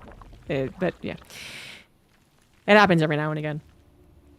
So anyway, that's what comes to mind, but obviously that actually has zero to do with what is happening today, because I don't think GuMiHo will go Cyclone mech. He might go mech, because he is a mech guy, but I don't think he's going to go Cyclone mech. And he was against soO earlier today, and he did go bio. So I'm guessing he's going to go bio. But yeah, it just immediately comes to mind. Then I guess when I think about this, I think about GuMiHo having that home field advantage. I think about GuMiHo having, I guess, just a little more prep, I suppose, on TVZ, I guess, because he has 2 Zergs and he just faced soO. Tiniest little bump there. And then I do think of him as kind of in a stable place, even though he kind of got bopped by soO. And okay, soO does have a winning record. All right, fine. But he kind of got demolished. Like, those were not particularly good TVZs. First one, all in, weird, fine. But the second one, but even with that, I kind of still feel okay for GuMiHo's overall TVZ. Reynor, this is the far more interesting question, right? Because Reynor, I think at this point, sadly, kind of has, how to say, he's got like periods of time in which you don't necessarily talk about him in a GOATS championship easy victory type of way. Back before this last year, I would say that you kind of gave him the benefit of the doubt if he had disappointing results. But his disappointing results were kind of still good results. Like, he still got to the playoffs at Katowice. He still got to, round of 8 of something else. And he still got to the round of 4 and the regionals, like whatever it was, right? Disappointing for him was not winning the championship, okay, but he was still doing pretty well. But then this last year, he goes from the greatest height possible of possibly playing Peaks TVZ at that Gamers 8 tournament. That was some freaking amazing Zerg. To actually playing some of his worst and getting his worst results. So it's very difficult to track him, especially when he does talk freely about his mentality. We'd just be throwing out a bunch of guesses if he didn't talk about how he did actually practice a lot for these tournaments. If he didn't tell us that, we'd be like, oh, he must have practiced a lot for Gamers 8 and then absolutely none for these other tournaments that he lost, right? And that's just not the case. He practiced a ton for Gamers 8, and then he said he practiced a ton for Katowice, and Katowice was probably his worst tournament result yet. I don't want to bring up, nothing but bad news for this guy, but I don't think it's going to last forever, but it is unfortunate, I guess. Like, his results recently have been great. Regionals was a little bit because of the ping issue, of course, but still. I think he'll bounce back. He's a couple years ago, I want to say, before he won Katowice 2021, I think he did also have a bit of a slump, and then he came back, so it'll happen. But to be once again down in the losers match of GSL, where he gets a lot of shit put on him, and you're up against a guy who can be kind of sneaky, and GuMiHo is being kind of sneaky, I feel better for GuMiHo here. Overlord is going to scout. It is not going to see what it actually needs to see, though. So it sees a fake tech lab research to give the impression that it's Banshees. It actually is a Banshee, but it's not Cloak. And then it is instead going to be a faster armory finishing up in the bag. Now, this is off of 3cc. So this is not supposed to be game ending. But the faster armory can lead to faster Thors, and I would really love it if he went back into a double Thor drop with Hellbats, because he used to do that all the time. That was his bread and butter 7 years ago. And it just, I don't know, fell off, mech fell off, blah, blah, blah, blah, blah. And then that's actually really spicy. Right now, the problem seems to be for Reynor that his Overlord Scout was too soon. It got inappropriate, or improper? It got wrong scouting. That's not Cloak, so he's kind of wasting money on spores. And then he also wasn't able to see the additional factory slap down. So he actually doesn't know that it's mech. And he just saw, as I did, GuMiHo play 2 bio games versus soO. So I was leaning towards bio, and Reynor might be too, but that would be incorrect. Oh my god, he's doing it! He's doing it! Oh my god, it's so classic GuMiHo. This is the most classic GuMiHo that GuMiHo has ever classicked, alright? Seriously, though, it packs a wallop. Now, we've seen it totally fail. We've seen it totally work. We've seen it do the in-between and just play out a really solid macro game. But I really love that he's bringing back the 2 Thors as, like I said, they can't end the game. When I started copying this build way back in the day, some of my initial attempts resulted in instant wins. I dropped the Thors, turned them into Hellbats, and the Zerg just left. That's in bad league, but still. Like, it happens in the pros as well. Especially if Reynor is just really without any knowledge what's going on here. So it's about to hit that time that a 3cc build should have Marines. Should have probably even like a drop on the way of 16 Marines. But it's not Marines, it's Thors. And so Reynor, without any other piece of information really, yeah, he just doesn't know. I mean, he's going to be entirely surprised by this. The Overseer is going to catch the first glimpse, but the Hellbats are already here, and Reynor doesn't have very much against this. 15 Lings, 76 drones, and 10 Queens. Handful of Banelings, and Banelings are the best thing here to deal with those Hellbats, but you still got 2 Thors. You still got a Banshee, even. The Queens obviously could focus fire, or they could miss focus fire. Or, you know, kill it instantly, but still. Is the rest of the Terran army going to die? Hellbats, some of them, but more Hellions being rallied on through, more Thors as well, and these 2 Thors still holding strong. It takes so much damage to kill a Thor. And it takes so long when the damage comes from Queens and unupgraded Lings. Like, no way. +1 attack could also finish, by the way, for this attack of GuMiHo's. Now, the Terran is losing 9 SCVs, 12, 11, 13, okay, fine, but the actual game seems to be decided by GuMiHo's push. El Clasico for GuMiHo coming back in. And the unfortunate thing is that Reynor just had no idea it was a mech. He had 0 idea. He wasn't expecting that many Hellions to turn in, of course, that many Hellbats. He wasn't expecting the 2 Thors or the micro that goes with them with the Medivacs. He attempted to get rid of some of the important things here. Medivac's finally going to fall, for instance, but this is way too much damage. GuMiHo is ahead in supply as a mech player on 3cc, working on his 4th base. Reynor knows that he's pretty much out of luck, but he also knows if he loses this, he is literally 1 game away from getting 0-2'd in the GSL. And I gotta say, the pressure has been on him. And I heard that the chat was especially bad for GSL. I didn't see the results, but I heard it was especially bad for GSL when this played out.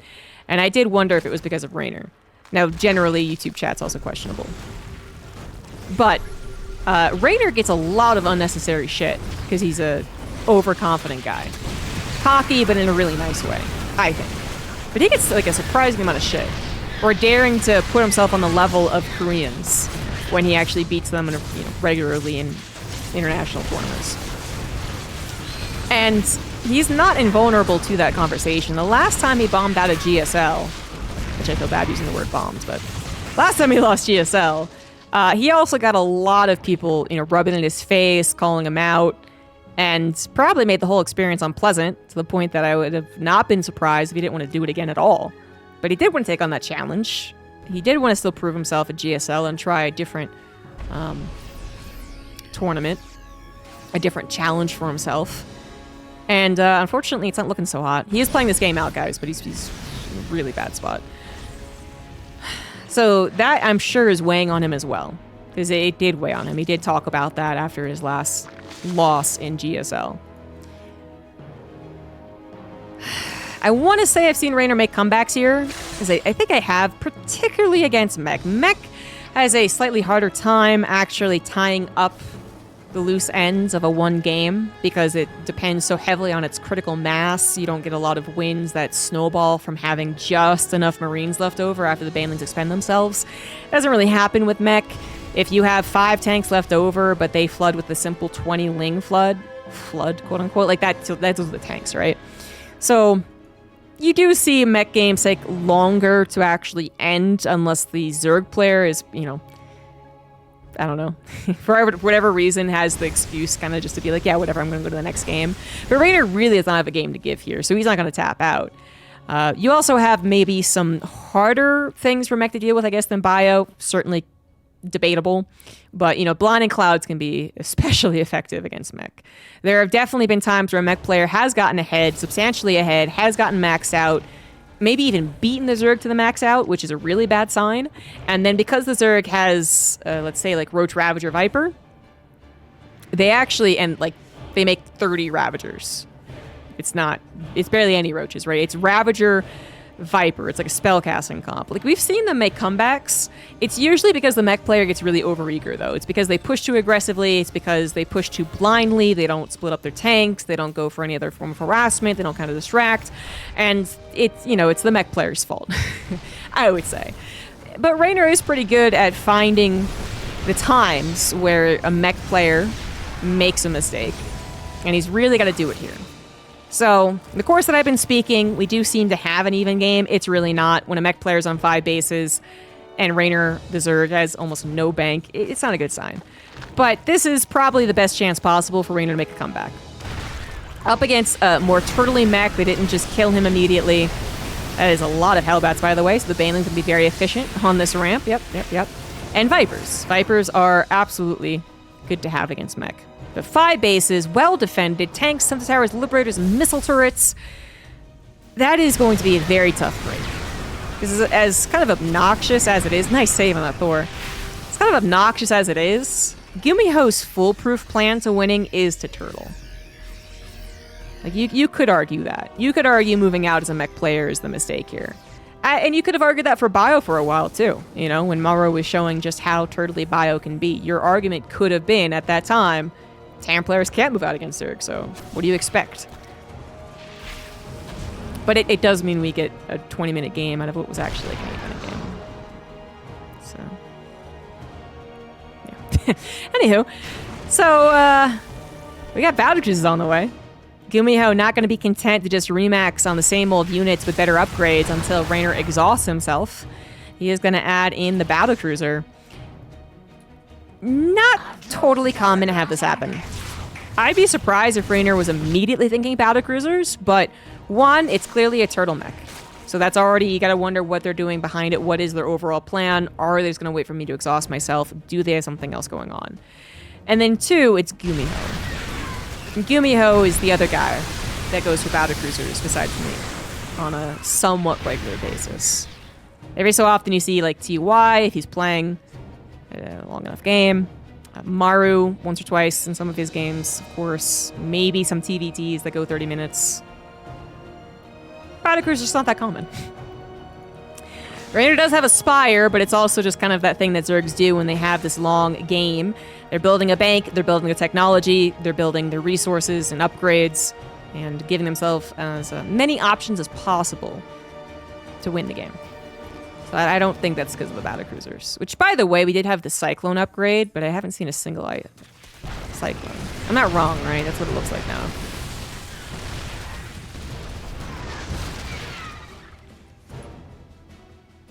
Anywho, there are some games where tank mech goes into Cyclone mech and then back into tank mech. This is clearly not that game. We're so much more talking about these battle cruisers. 3 of them already popped, 3 of them on the way. Where the heck are they? Skirting around the corners. Not gonna hole up until there's 9 of them and then just make a massive appearance, which I think would win the game. Nope, they're gonna go for some harassment, which is still pretty scary.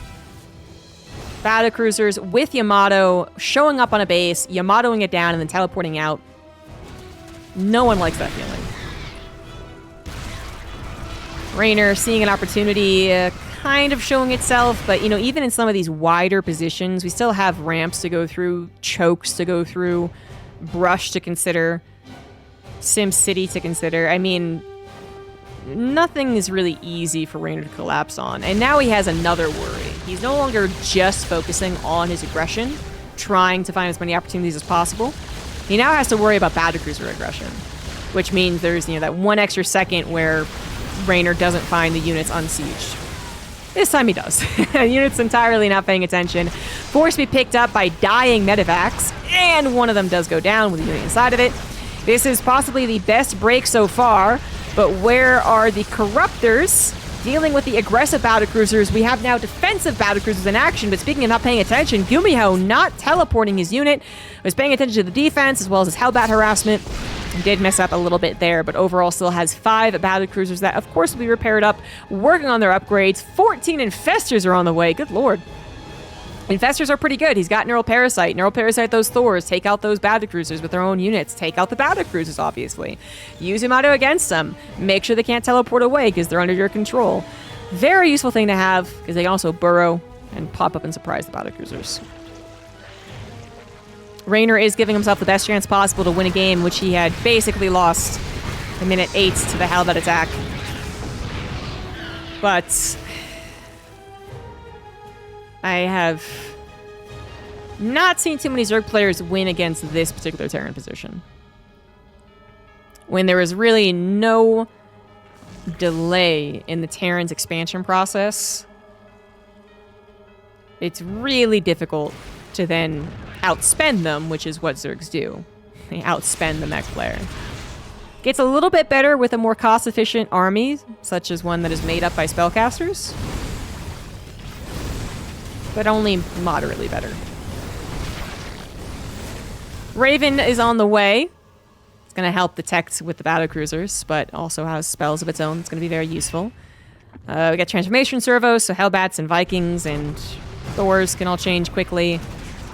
Don't quite have max upgrades for the Terran, but Zerg has been on 3-3 melee. Just a single upgrade for the air. That's going to have to change, actually. No double Spire, which you think a lot more of versus late game Protoss. You would think of double Spire, double upgrades versus carriers. But it still would be like, you still want them against someone who is clearly going battlecruisers. 9 battlecruisers have been seen by Reynor. And so that is going battlecruisers. And as such, you do need something to handle them. And depending on spellcasters to do all the work is always dangerous to do. It's possible that all the infestors, I mean, that's, again, 14 infestors. That's 5 left over after they've taken out the battlecruisers. That's over half of the Thors then taken out. I'm talking about neural parasiting. No, the only infestor army is not supposed to win, okay? But it would do pretty well. Let's see just how well. GuMiHo is actually moving out with the majority of his army. 5 more Thors rallying in. I think he lost SCVs on purpose, by the way. So his army supply continues to get bigger and bigger. Some Broodlords are here. I really don't know about actually having Broodlords, though, to be honest. I don't think they're actually worth anything. They don't have an immediate answer, to be fair. There's no Hellbats covering the Thors. But they're +1 missile, +3 on the grounds. Broodlords against this tanky composition, and, Broodlords can't shoot the sky.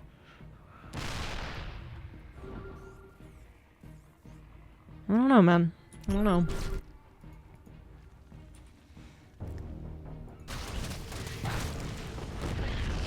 Infestor, Broodlord, Corruptor, I'd say is still the typical late game ideal composition you think of, plus Vipers.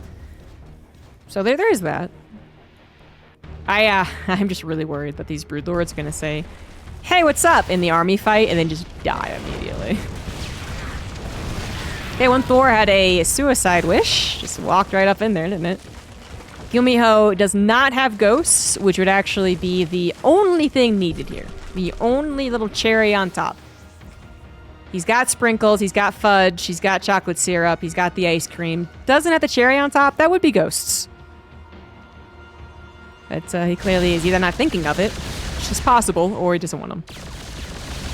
Battlecruisers will continue to be both harassers and defenders. It is better to attack into battlecruisers when they do not have teleport, though, so you do want them to retreat, and obviously before they do any damage.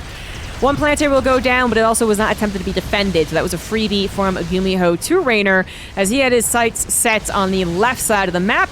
Infestors are sharking around. Scan catches the tail end of them. There is the scan to reveal all of them. And he's like, not even going to bother, bruh. Not even going to bother. Why? Why would I do that? 5 bases for GuMiHo. Now starting to mine out, by the way. Reaching 20 minutes in which he got these 5 bases at, like, all of them very, very quickly. 6th base blocked by a simple Ling. And the 7th obviously just got torn down. Something that GuMiHo will need to consider as time goes on. Right now with 4,000, 2,000 in the bank. Some errors here and there can be replaced, can be fixed. Reynor also with a bit of a bank, but really not that impressive for a late game. One of the latest game ZVTs you can play. I'd feel a lot more comfortable for Reynor if he had 10,000, 8,000. And that sounds a bit silly, but seriously. That's when I'd feel okay for Reynor. And he's just not going to get there anytime soon. He's just not. His own initial 5 base is starting to mine out, of course. Took them around the same time. His own base is also killed or stopped or whatever, so they're both on pretty similar economies. But at the end of the day, Zerg always has to outspend their opponent. Right now, only a 2,000 resource difference, but we also haven't had many engagements at all.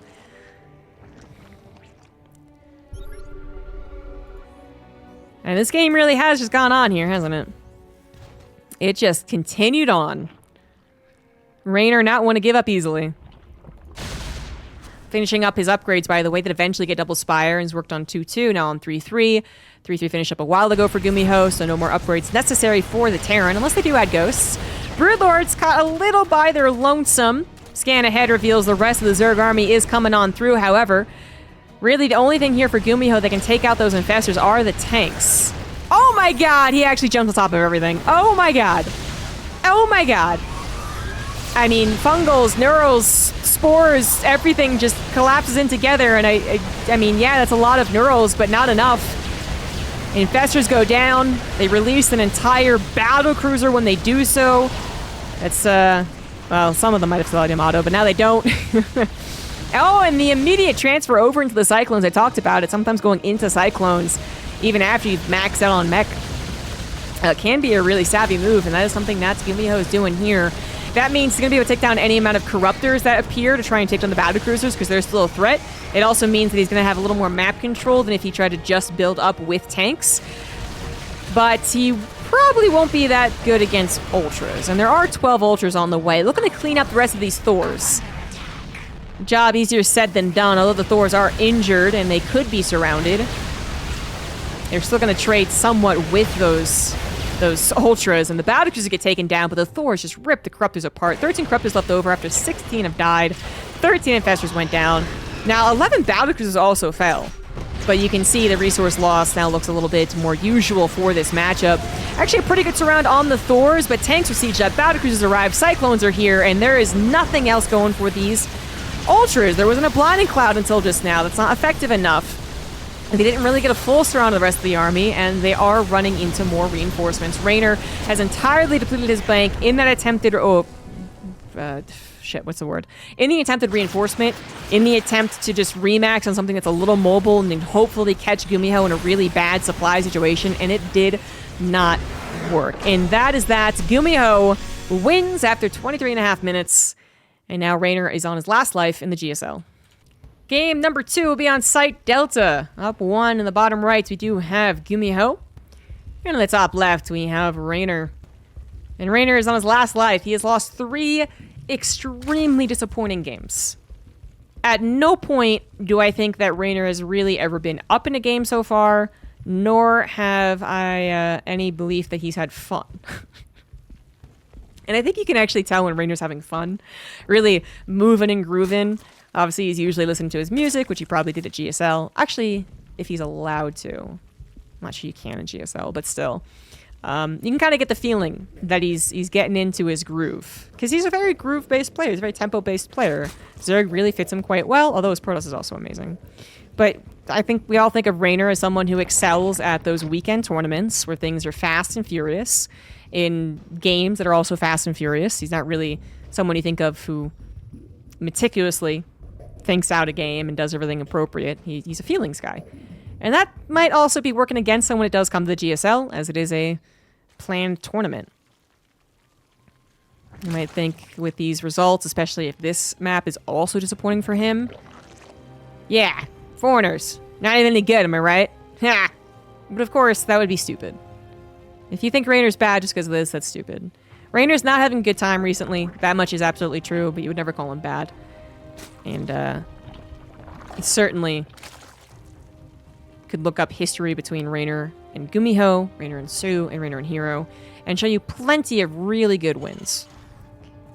I'm not actually sure if he has a winner against everyone, but probably versus herO at this point. Sorry, probably versus soO at this point.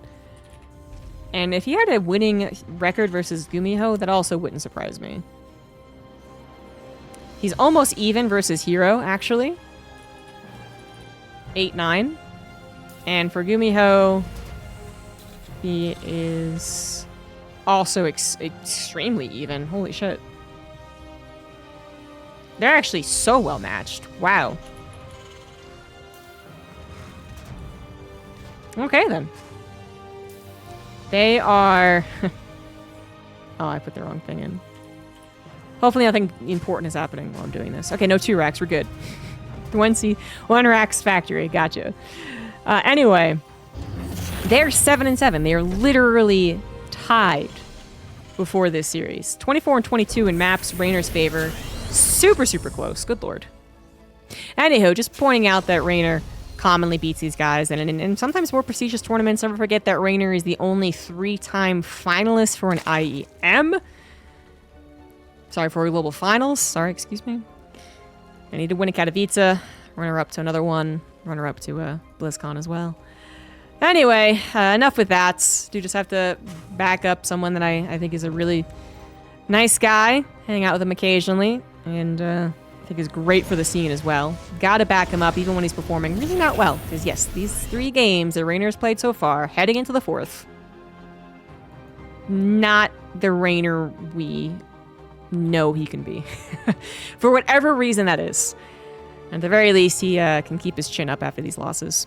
So we got GuMiHo going into a 2-base 1-1-1 this time. So he's been 3CCing it almost every single game. Changes it up here.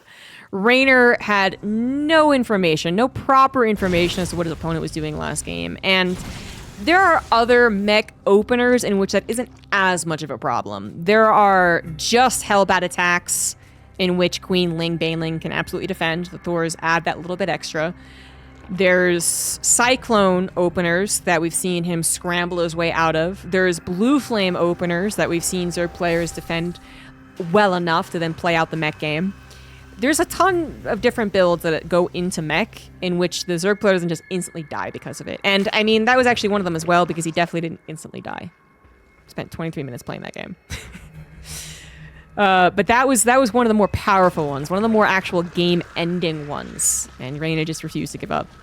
We do have another armory on the way, so it's going to be a more classic 2-base Hellbat Banshee attack. I haven't seen this one in quite some time. Typically thought of as kind of defunct. Because the queens gather together, the lings are just enough, and everything works together, so the Zerg can hold on. One queen already found out a little bit, takes some damage. This is clearly totally unknown by Reynor, whose Overlord speed only just finished. He wanted to scout something, and he scouts it just seconds too late. The queens do try and combine together, but force split up a little bit. The Banshee adding in something that Reynor was also not expecting. He did not see the starport prior to this attack, so his spores weren't ready. His lair's not done, and that has added just enough to take out all the queens. And even if Reynor doesn't tap out right here, he's lost all of his queens. He's going to have minimal larva to actually drone up again, and GuMiHo has gotten away with his attack, as well as the 3rd CC on location, so he's really making up for the 2-base aspect of this. Plus, Banshees will continue to be harassing and being annoying, as well as Hellions. You might figure there is mech after this. You would be right, but you definitely have to double check. Overlord's going to come back in here and get that site on the other factory. Interesting decision, by the way, from GuMiHo to choose to play mech both times versus Reynor, but he also does it specifically with an earlier attack. So one way or the other, GuMiHo has decided that this is the way to defeat Reynor, and he is absolutely right about that. The mech might be a byproduct, actually. He might have seen Reynor lose his first series. There is always a little bit of a Koreans cheese out foreigner test that happens when they go to Korea. They get cheesed out, and that is just their way of testing them. So there's that too. And yeah, so maybe GuMiHo's like, you know what? I'm not going to play you like I played soO at all. I'm just going to kind of cheese him. Again, these Hellbent attacks haven't really worked all that great in the past 3 years, but I would say that worked out well enough because it killed so many queens. Killed 4 queens, 35 lings, a couple of drones, and GuMiHo got a 3rd CC on location behind it, so that's pretty good. Mech is on the way, but it is Cyclone Mech this time around. We also got Pinwheels on the way. This is something the Overlord can see. Might be a little ambiguous. It could be Interference Matrix, I guess. Probably not, though, right? Probably it was Cloak, and now it's going into Speed Banshees, especially because GuMiHo does this. This is not a total surprise. It is totally annoying. I can tell you that much. Speed Banshees. Hell of a drug. And especially if he keeps building them. There's 3 Banshees, then it's 4. Ay. Banshees and Cyclones and Hellions, every single direction. Feels bad. I swear to God, this Cyclone upgrade, I feel like we did not see it at Katowice. Am I wrong? I feel like we never saw it. Even though this actually has been in the game since the beginning of the year. Anyway, unimportant. Reynor actually going to go for an attack. Not going to try and drone up and play out the long game this time around. He was trying to build an army. And he was trying to go for an attack, but these Banshees are already posing a problem. Even the Hellions are posing a problem, although they do get surrounded. That's not ideal. A lot of the units are already on the front lines. I mean, all the queens are at the very least, so GuMiHo was successfully distracted. But even so, I would say that's still a good start, honestly. GuMiHo able to evacuate his SCVs to a certain extent. 3rd CC, Banshees. Raven will go down, but the Banshees are still tagging a lot of these Ravagers, and Hellions could be produced to take care of these Lings fairly easily off of someone with 5 factories, 2 of which you don't have an add-ons, but still easier for a mech player to do so. Not what GuMiHo's doing. He thinks that just pure Cyclone is the way to go, and as long as he's got a ramp and a wall and whatnot, yeah, absolutely. Lings will not stand a chance. And these are Cyclones with +1 attack, actually. We, do focus on their lock-on, which doesn't contribute with the attack, but still. I do kind of like Reynor's idea, though. Being aggressive even when he has so many units to consider. Trying to get GuMiHo into the more uncomfortable position before then macroing. I kind of like it, but I'm not sure it was good enough. Oh, the Banshees! Okay, good focus fire there from Reynor. Killed one of the Banshees, 2 more still injured. Ling's out on the main base, love it! So many Cyclones are available, although, oh my god, 19 have been built up, and while Reynor did not try and foolishly pull the trigger, enter into the natural and win the game right there, he still doesn't have that much of an army, actually. But that army was intimidating for a hot second, as it's dropped down from the Overlords onto his 3rd. That was the only time which I think Reynor's army was actually intimidating, and even though it's an even army supply, just imagine that with the micro of Cyclones. Like, that's very concerning. And Reynor's second plan here is to actually go into mutas. I would love it if this was clearly tank-based mech. The mech player is so worried about further roach attacks, they only build tanks foolishly. I'd like it, but it is a very much Cyclone-based player. It's something that Reynor's seen. So he needs to get everything collapsing together, which is pretty difficult when your army is really not that good. Now it's 30 army supply above his opponent, which sounds better, but it's very low-tier units up against now 1-1 on those Cyclones. And the Cyclones are kind of generally agreed upon to be worse now, but I think in this particular scenario, they're totally fine. Actually, mutas do not make an appearance to help out defensively so much. They do go immediately across the map to try and get that jump on the SCVs. Probably the best thing he can actually do. And many SCVs will go down. Question is, can Reynor hold back at home? Only Cyclones on the front line. No more Hellbats. Oh, a Banshee getting free fire done. Oof, that sucks. Probably something that he could clean up, but it is so many resources poured into this defense. The mutas are trying to recoup the losses here, balance things out, and Reynor does hold on to a 40 supply lead. Still not amazing for this matchup, but good enough. And perhaps this was just enough back and forth to say that this is a playable game for Reynor, as he is in the far more desperate position on his last life. Will not be able to chase down the rest of the Cyclones. They do make a wise evacuation at that time. More Cyclones are on the way, so production really is quite speedy when you're going into Cyclone Mech. They come off reactors now, so it's pretty fast. And they're still decently good. The mutas have been taken care of. They're not going to get a second chance at killing that many SCVs, but 38 have died in this game. That's not too shabby. Significant delay in that third CC as well. It's just the fact is Reynor's army still isn't very good. He needs to get to something better, or he needs to get one hell of an engagement, which usually means a surround. Right now, no chance to get a surround. Ling's doing other things and trying to get that. Ravagers are pushing through, but we got more reinforcements on the way. And again, that Banshee, what a dickhead. That Banshee has had so many shots in this game. That is actually why this is going to go decisively. Well, not decisively. This is why it's going to go GuMiHo's way. If it wasn't for the Banshee... Did it finally die? Oh, no, I shut it out and it died. Whoops. Anyways, if it wasn't for that Banshee, then, you know, this is probably going to be then into the natural, maybe even getting concerned about the production line being threatened. I still think GuMiHo would eventually hold, but it would have been more questionable. That Banshee got so many shots. That is a 4th CC, by the way, even though it is an orbital, something that GuMiHo thought he could get away with, and he might be right about that. Reynor expended a lot of his energy. He's on a limited amount of energy. He is, all of us, so out of shape, asked to run a 5K. And he initially looked really good, you know, he got like that burst of energy, and he's like, this is fine, I'm totally fine, this is great. And about minute 7, he's like, I'm dead. I don't like this. Because it really is that rush. You know, he's on a lower drone count, he's on very much low technology units with very limited upgrades, only now getting +1 missile. Well, not only now, but a couple minutes ago only. Still only 1 upgrade. And it just doesn't look overall that great. But he's gotten himself, like I said, maybe into that weird enough game that he can actually play out the rest of it in a kind of equally back and forth way that it's not so decisively one direction or another. Like last game, because GuMiHo got 5 bases up, lickety split, no problem. There was a lot of mistakes that he could make and still recover and still even get to the battle cruises that he did. But this game, there's been delays on the 3rd CC, there's been delays on the 4th CC, and sometimes these low-eco, low-tech games can still go the way of the more massable race, which is the Zerg. But good lord! That is not the same Banshee. It did not get resurrected, but... the 7th Banshee, and an 8th coming on the way, actually. And he's lost so many in this game, but I think they've been annoying enough and helpful enough that it's been worth it. Tunneling Claws is on the way. That's going to make your harassment options a little bit better. Ups the tech tier, I guess, by like a half.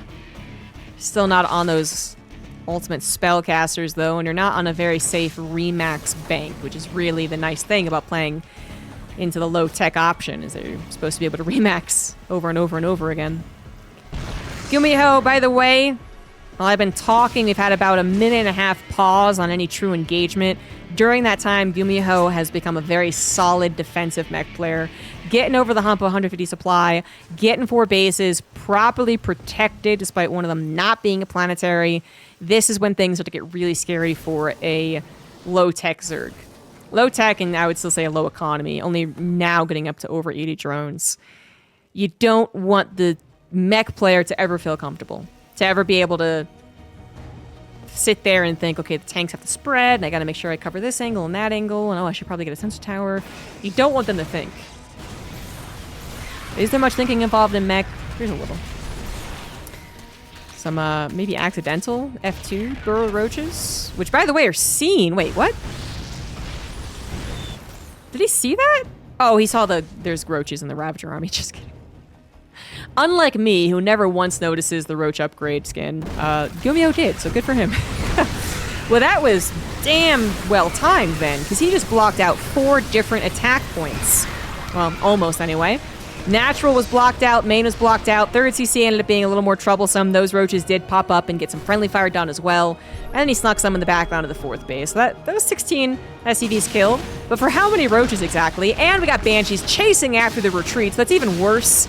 Okay, never mind. It was like, that was really good for GuMiHo. Okay, maybe not as good? Okay, no, it's back to being really good.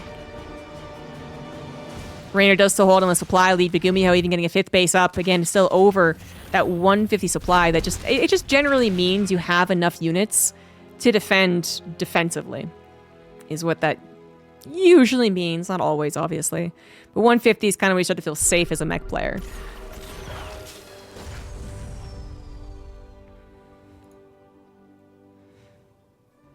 Reynor finally getting some additional tech after bolstering his economy. Did just span a bunch of drones, it looks like, though, so still sub 80. 5 bases, trying to get to a 6th. Staying one step ahead on the base count, barely. The Vipers have been included, so Abducts will get some freebie Cyclone kills. We're back to 2020. I do wonder if GuMiHo plans on moving away from Cyclones at some point. Right now, he is spending every last mineral building a maxed out army, so it might not be time to comp switch yet, but I think if he does, it would probably be into Thors. He's got 3-3 done, and that just makes Thors unbeatable, according to everyone below Diamond. And I don't even blame them. They're really good. Droogland's finally on the way. Some further upgrades after just such abysmal upgrades for so long for Reynor. He once again is getting a chance to play out the ZVT, but it's, to me, getting closer and closer to the last game where it's like, well, you're both max, you both have a bank, there's the map split in half. Okay, this goes anyone's way, right? Not really. Not if the Zerg doesn't have a bunch of safety options and the right composition, and yeah, I just don't like the way this game is heading into late game once more. Reynor is going into Broodlords by the looks of things. The Greater Spire is done, and Broodlords would be good right now. Before Thors make an appearance, by all means, go for Broodlords. And that might also be why he's holding on to the supply right here.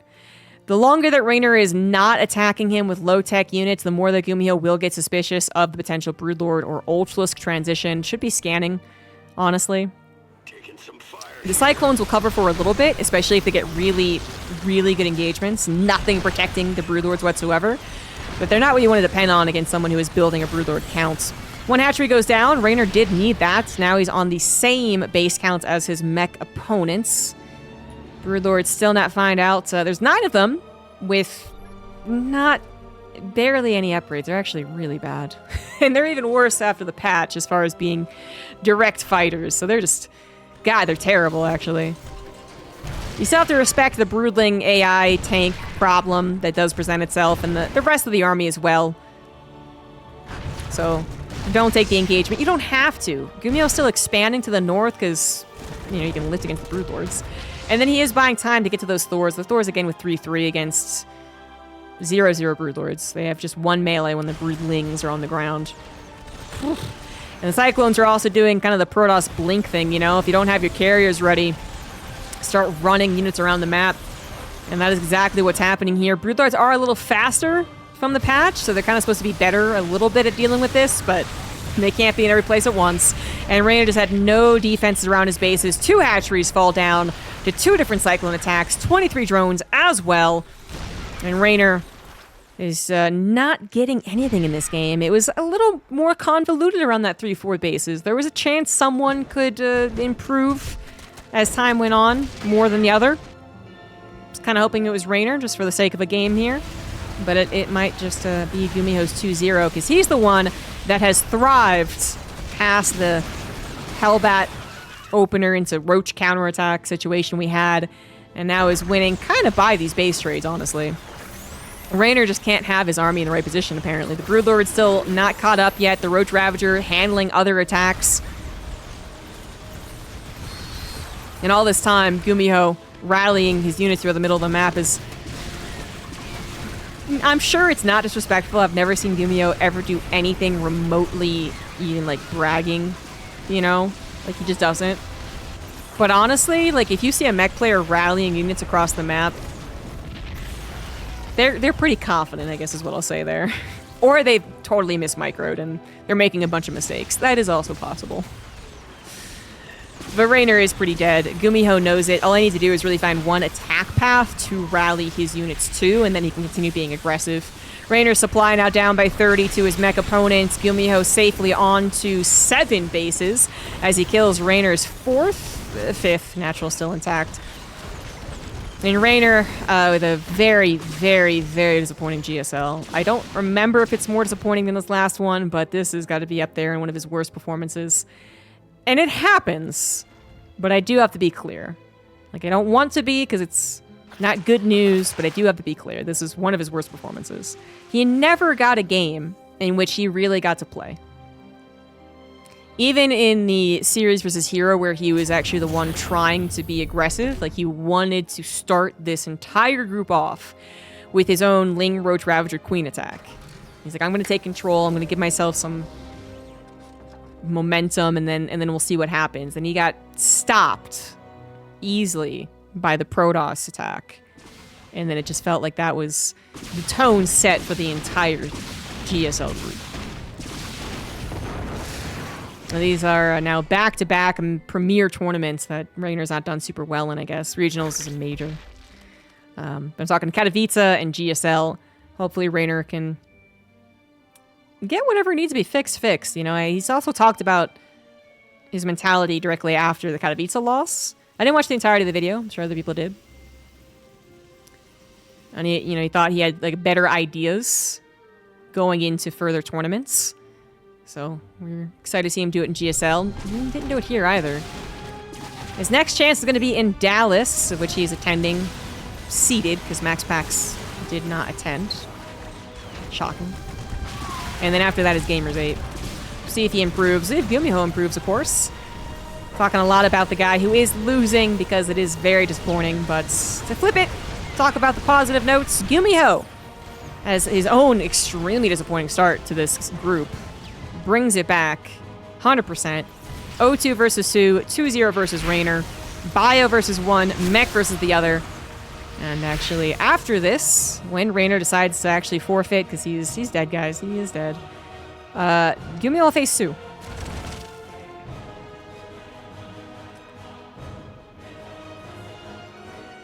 Reynor knows that he has nothing else to do here. There's no reason to tap out and move on. So, in it to win it.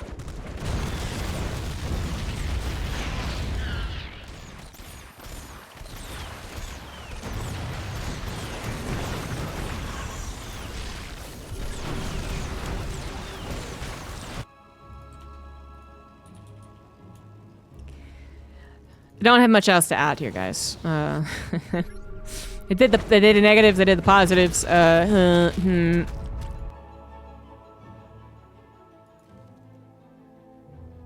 GuMiHo, I think, can A move. Oh, there's infestors. So maybe an A move. It's pretty close to it, though. I love the two queens. They can't even transfuse. But they're here to help.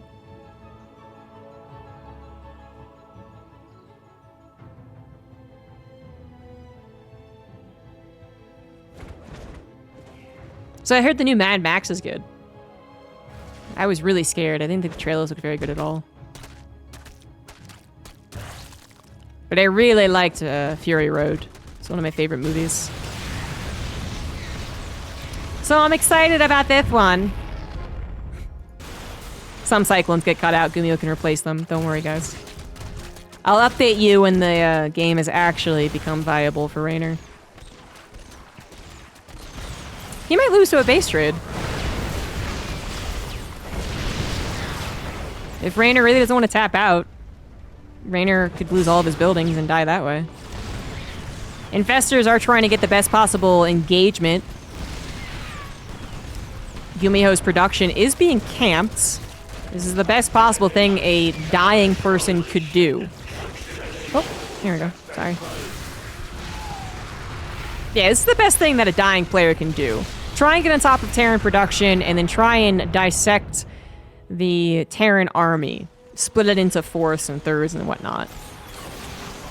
It just is so much to do. So much more to do. This was not the most ideal engagement, obviously, even though we do have some Neurals and Ravagers, of course, with Bile. Wasn't good enough, and that is finally it. GuMiHo with a 2-0. Reynor gets knocked out of GSL. Not getting a single victory. And that is just very unfortunate. But GuMiHo will get his second chance here. Will the rematch curse come back and bite soO in the butts? Or will GuMiHo continue on his losing streak versus soO? Our decider match is here. In the bottom right is the red Terran for Cloud9. He is GuMiHo. And in the top left, we do have DKZ's soO.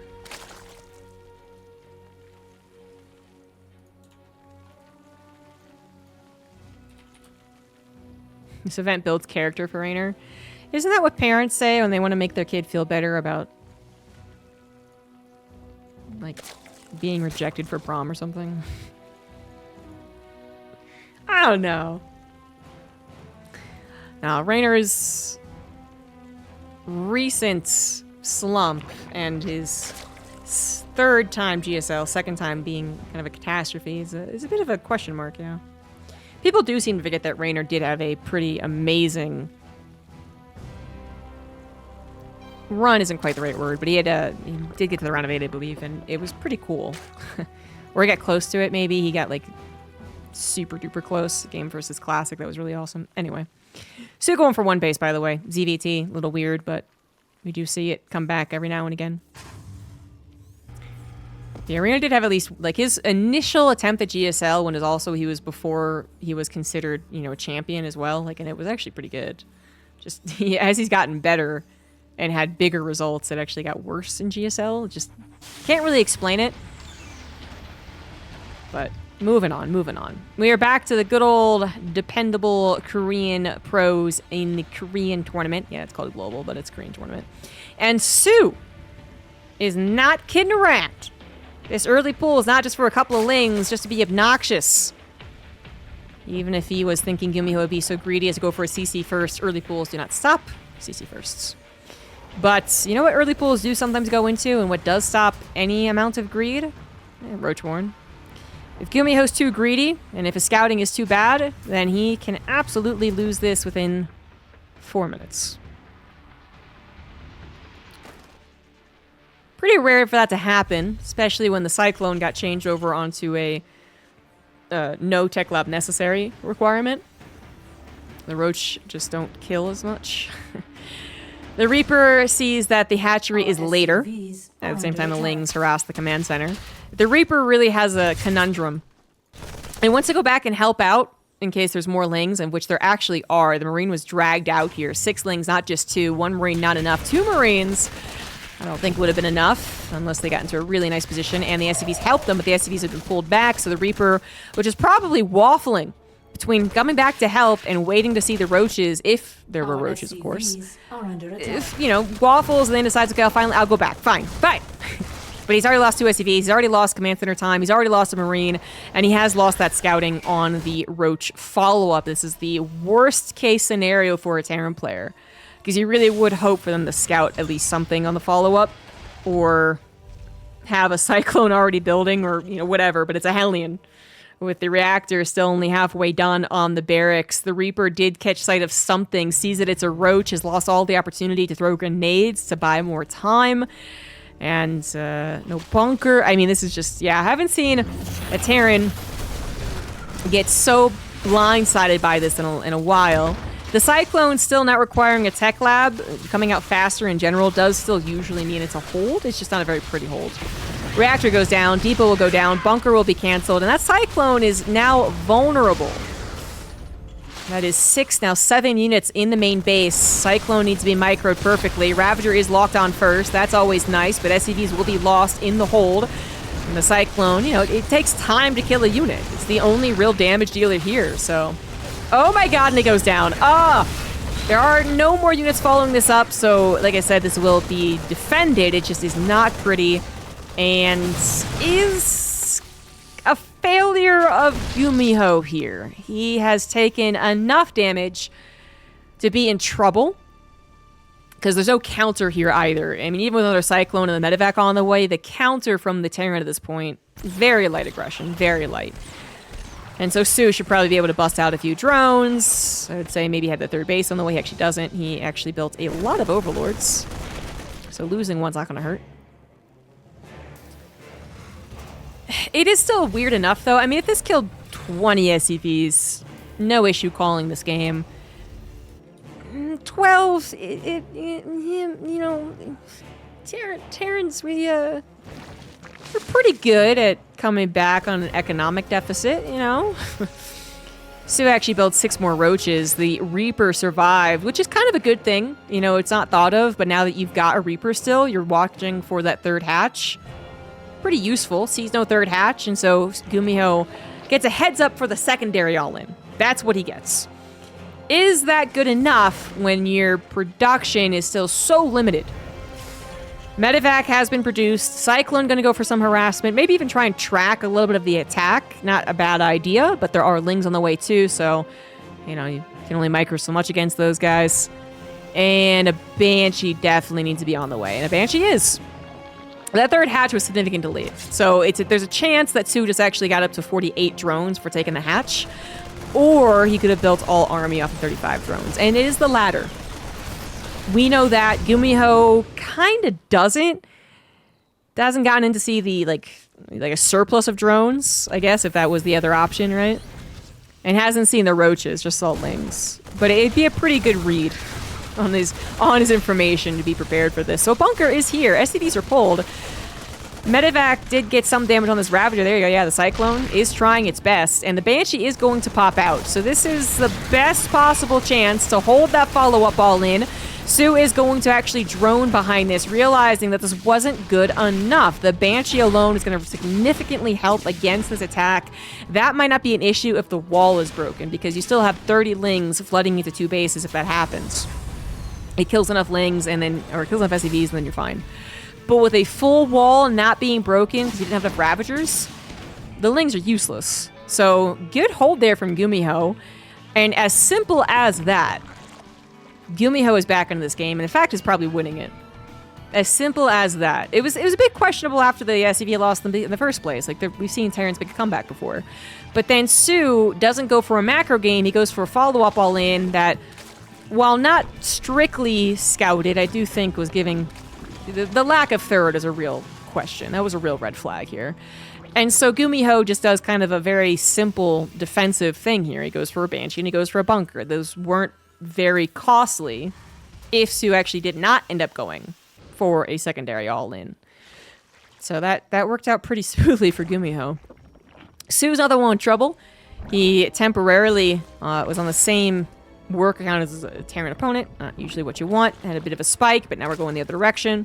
As GuMiHo also floats over his 3rd CC, he will have triple Mule all in the right locations. Going bio this game, it seems like he really did determine bio versus soO, mech versus Reynor, perhaps also macro versus soO, aggression versus Reynor, but he's definitely playing 2 different TVZs. And the first attack is actually on the way. Again, very difficult and scary for a Terran player to do this against a Roach player. You just don't know exactly. Often, I guess, sometimes you do. But often you don't know whether they've been massing up units or massing up economy. And this game turns out pretty perfectly paced. GuMiHo defends the follow-up attack perfectly. And then he goes for his own attack. And it is when soO is still really finalizing his macro. He's getting to the drone count he wants to be at. He's getting to the 4th base that he needs to actually be up and running, but he's not quite there. So he loses whatever units he does have in a kind of lackluster attempt to hold on or scare the Terran away. And then the Terran also escapes. One of the best possible scenarios I've seen for a Zerg player in that build in the first 5 minutes of the game has quickly turned into a very GuMiHo favored position. soO, no 4th base. Good creep spread down the middle of the map, but also lacking creep spread on the potential 4th bases. Means that just might be a pipe dream. 1-1 is close to finishing, but is already done for GuMiHo alongside Combat Shields. Actually going to take this fight. Good read here from GuMiHo. Bad one from soO, especially as the other 10 continued firing on right there. And that is going to be game. Just enough Marines left over to get the wraparound, to get the jump on, and that is what can happen with bio. And what really can't happen with mech. Okay, enough roaches are gonna pop out. That's fine. That's not quite game over, but it basically is. Having no economy and having to replace all the army that you've been building up over the last few minutes GuMiHo's been very calmly working on 3cc. 4cc is on the way. Still got that tank to anchor this position. 2-2 upgrade. As soO is going to be stuck on 1-1 for some time. The hatchery will finish. And it will die. If the army doesn't die, I suppose, instead.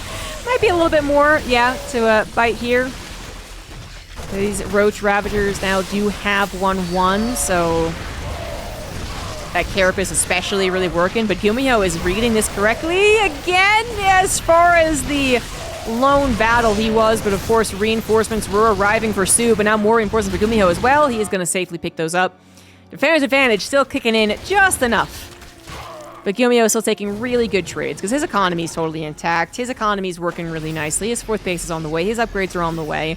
He has a consistent production line of Marines and tanks, so unless he gets chased down, he's pretty much good to make errors on the front line. Really, the chase would have been the scariest part if he had continued reinforcing and continued getting units picked off. It didn't allow that to really happen. soO trying to build up another army, only ahead by 20 army supply as the upgrades close in, by the way. So the upgrade difference will be in effect once more. We also now have double tank production, 9 medevacs in total, that consistent healing against the consistent damage. No splash damage here for the Zerg. The third CC will have to be temporarily given up on, I think. But we've got a double drop. It's about to hit soO's natural. And more than enough units, I think, on the defense of the entire 3-base setup. Yeah, this is not going to be a base trade. soO might have been able to go after the third as well. You know, the Marines are coming with the tanks, but that is now no longer an option. Those Marines have also just dived into the natural, killed the evolution chambers. Some reinforcements come back, but that is still 2-2 Marines versus 1-1 or 0-1 in case of the Lings. Well, tanks are jumped upon, but with the Marines actually there, that is the big difference alongside the upgrade lead. soO sacks his entire army, trying to break that third CC, but it is not going to happen. Still handling that medevac pressure. Now going to be handling medevac drop as well as main push with 3-3 on the way now for GuMiHo 2. That'll eventually kick in as soO doesn't even have evolution chambers anymore. So, you know, upgrades, they're good. When you don't have upgrades, you're sad. Honestly, if that was 3-3, I feel like those Marines could take on the Roach Ravager. No use gambling, though.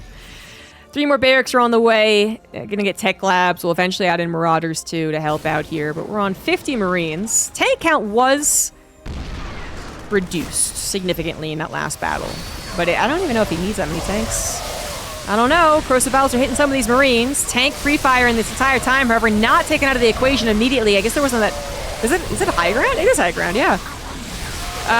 This is still kind of dangerously close. GuMiHo needs to back away into another tank to truly protect him. And he's had this one on the high ground this entire time, which hasn't been contributing too much. Now contributing here.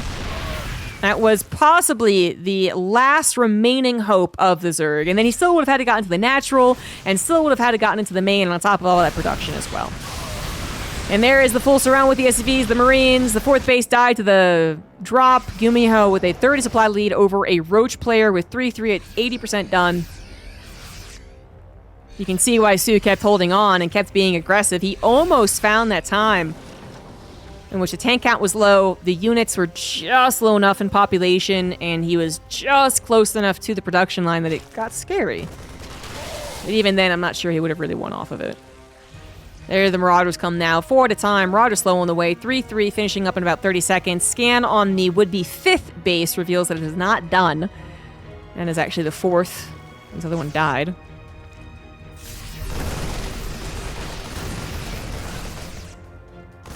And this might be a simple A move.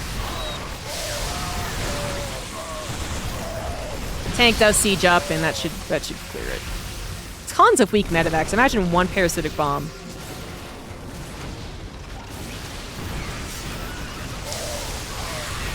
This is going to be it. 3-3 is done.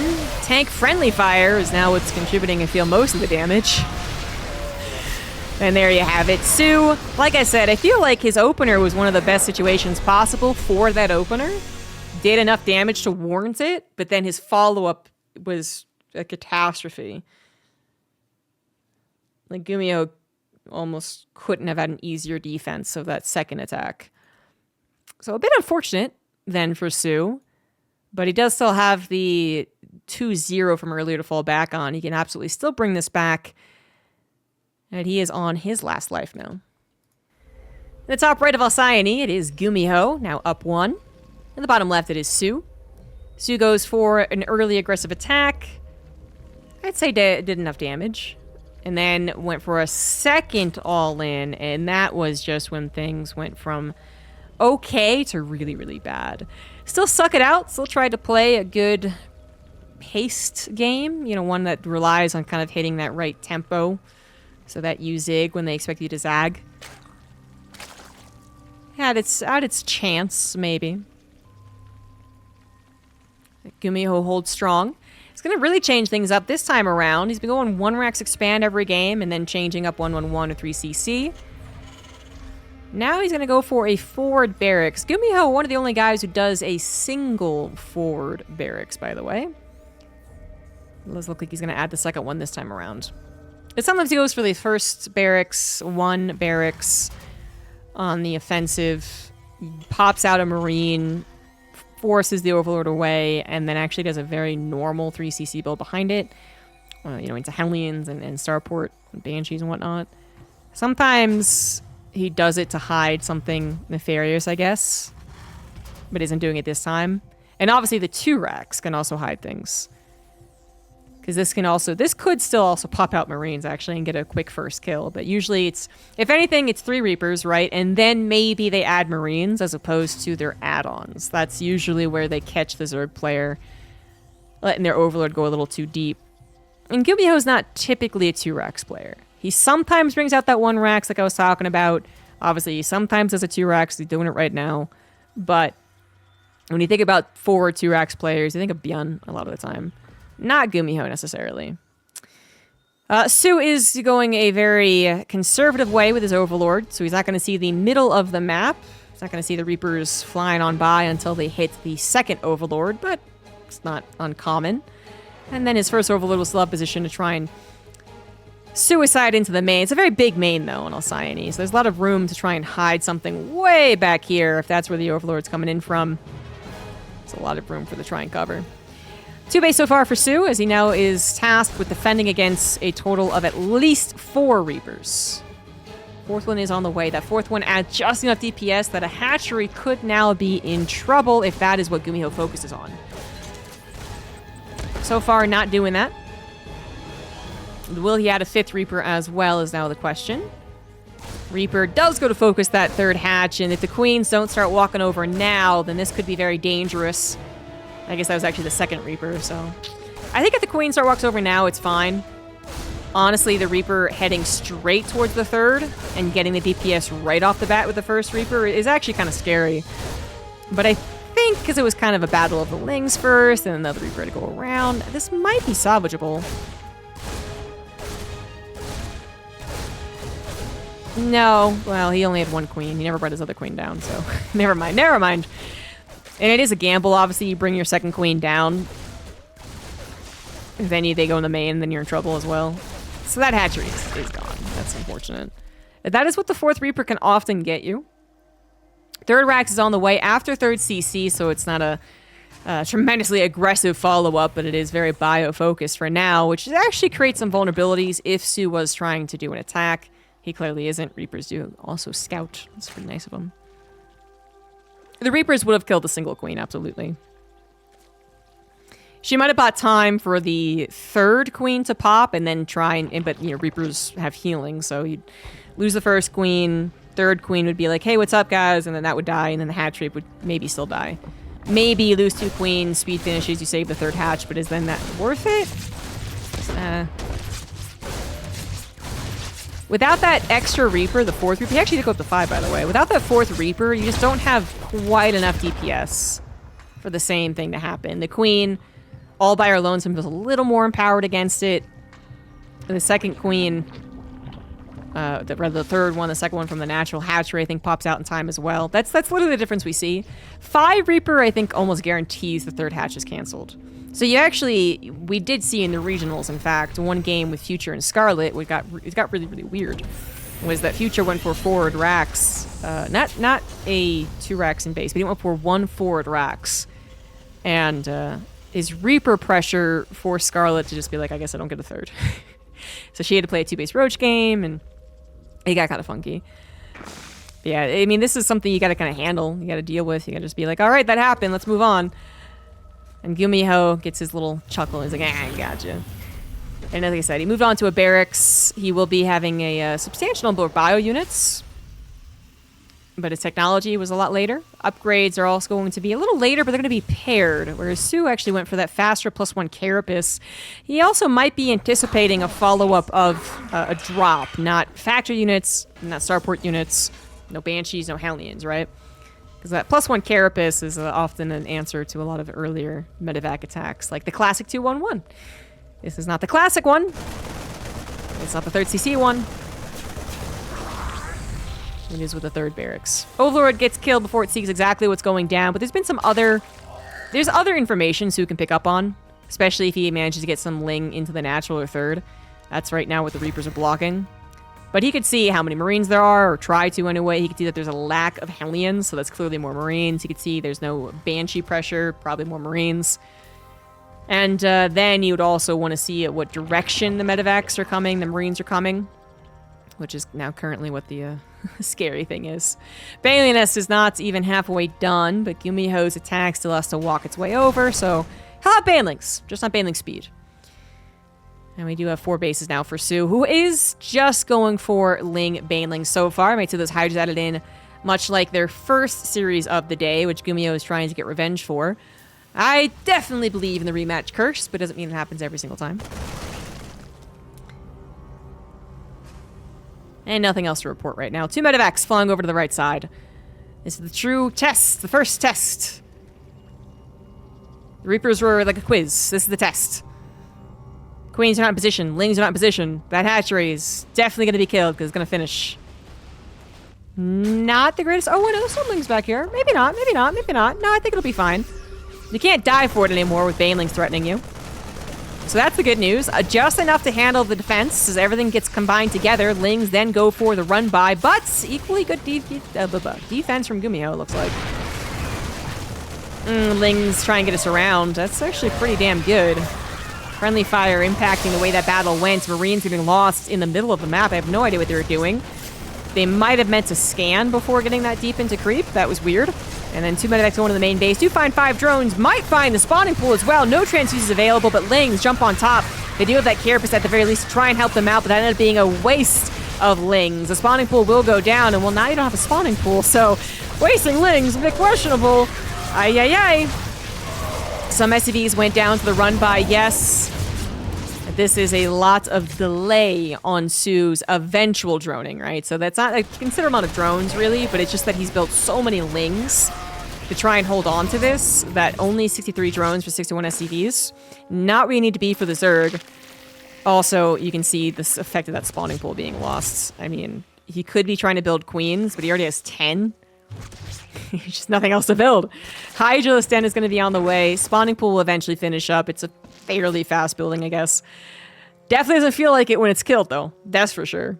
And soO is now finally spending some money. Finally, some injects popped, or rather, the spawning pool finished. Injects popped, and 44 Lings are on the way. Hydralisk Den will finish up as well. GuMiHo is now ready for the attack, however, and while he did have certainly some mistakes with the units in the middle of the map, it's still a pretty intimidating Terran force, particularly off of creep with angles. That's the real kicker here. Baneling speed is done. 1-2 should be finishing up soonish. Soonish. Actually, still a little farther ahead than GuMiHo's 2-2. GuMiHo is doing pretty well back in the macro at home. 4 CC is on the way. 3 extra barracks. He is going to add on Widow Mines this time, something he did not do last time we played the best of 3. Little drop found out on the left side. Alternatively, that little drop just found a big old run-by. Oh no! Jesus! Oh my god, the micro mistakes. Oh my god. Oh my god. And, well, sometimes what I'm talking about, honestly. I mean, honestly, that is the reason that got cleaned up, is because he moved forward first. He ran into the Banelings for having to only retreat, not attack, and that's where the tank got covered. Oh my god. And these mistakes are huge in the context of this game at this skill level. GuMiHo has lost all of his map control. He's lost way too many units inefficiently. It's for Terran, I guess, in this situation. And he's also been mismacroing. He was up to about 800 minerals, I think, when I checked. He quickly fixes it, to be fair, but it's still something when he's also having problems on the offensive. And this is sometimes what happens, it feels like. This is a very good example of what I try and talk about with GuMiHo, which is that he looks like he can be, you know, he can win, absolutely, but then something mechanical actually happens to him. In the first two games, I wouldn't even really blame his mechanics. It's a weird situation into a just, well, I guess I can blame his mechanics a little there. But anyway, regardless, like, he has just made a lot of mistakes here. He still has a chance to play a longer game out. He's not dead, but it's harder now, and soO has taken over much of the map. So 5 bases, working on the gold base as his 6th. Upgrades aplenty. Hive is now done. Lurkers could be on the way, and that is something that GuMiHo would not be very well set up against. You'd have to make the Lurker Den and the 2 upgrades for them. Not going to hit anytime soon, but I'd be worried. GuMiHo knows that his time of being the aggressor, being the controller of the map, is now entirely gone. So he is forced to, time to add on those extra command centers. Wait this game out. 3-3 is about halfway done, so working and grooving on his upgrades at the very least. But soO will now have not unlimited permission to gather the map to himself, but kind of. Dealing with these little poke drops are hardly difficult at this point. GuMiHo just wants to maybe stop a little bit of creep spread, get maybe some clues as to the composition. If he can find a base that's totally undefended, good for him. But these push-outs are not anchor, you come to me, you have to be scared of me. They're not like that. I'm actually a little surprised he's moving that tank as forward as he is. Is that another miss rally? He's had a lot of bad rallies this game. Okay, no. Abusing the Xel'Naga terrain position. At least trying to. I mean, it's kind of working out. Oh, but some banelings still connect, even a little off of creep, and that is not all. soO has so much more behind that, and GuMiHo is not expecting it, then stims and runs away, leaving the Marauders a tank. And I just don't think you can say he was expecting all of that to collapse in on him. He thought he was able to keep that position a little bit longer. And we'll actually kind of keep it. Widow Mines are not cleaned up. And whenever that happens, Zerg player has to sigh, rebuild Overseers, and admit that they didn't find that position. They didn't find that gain like they were hoping to. It's like you thought you got 5 yards in a football game, and it's like, well, no, there's a flag on the play. Usually, anyway.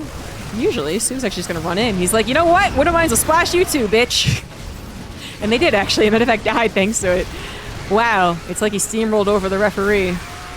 He's like, no, you get a yellow flag. All right, that might be game then. GuMiHo trying to hold on to a position which a lot of Terrans would argue is, you know, theoretically kind of safe. Off of creep, Widow Mine field, running back to your defenses, running back to your reinforcements. Doesn't sound too bad, but there really were not a lot of tanks, first of all. They had one tank here that helped some of the defense, but then otherwise very low on splash. That was really helpful because apparently those 6 Widow Mines did more harm than good, actually. He just literally ran into them. Made them look like fools. And so soO claps back, and now we get our only game 3 of this group. The final map of the GSL Group B in the top right of Dynasty. It is soO. On the bottom left, we do have GuMiHo. I'm definitely trying to quote Mulan, but I don't remember exactly what scene I'm trying to quote.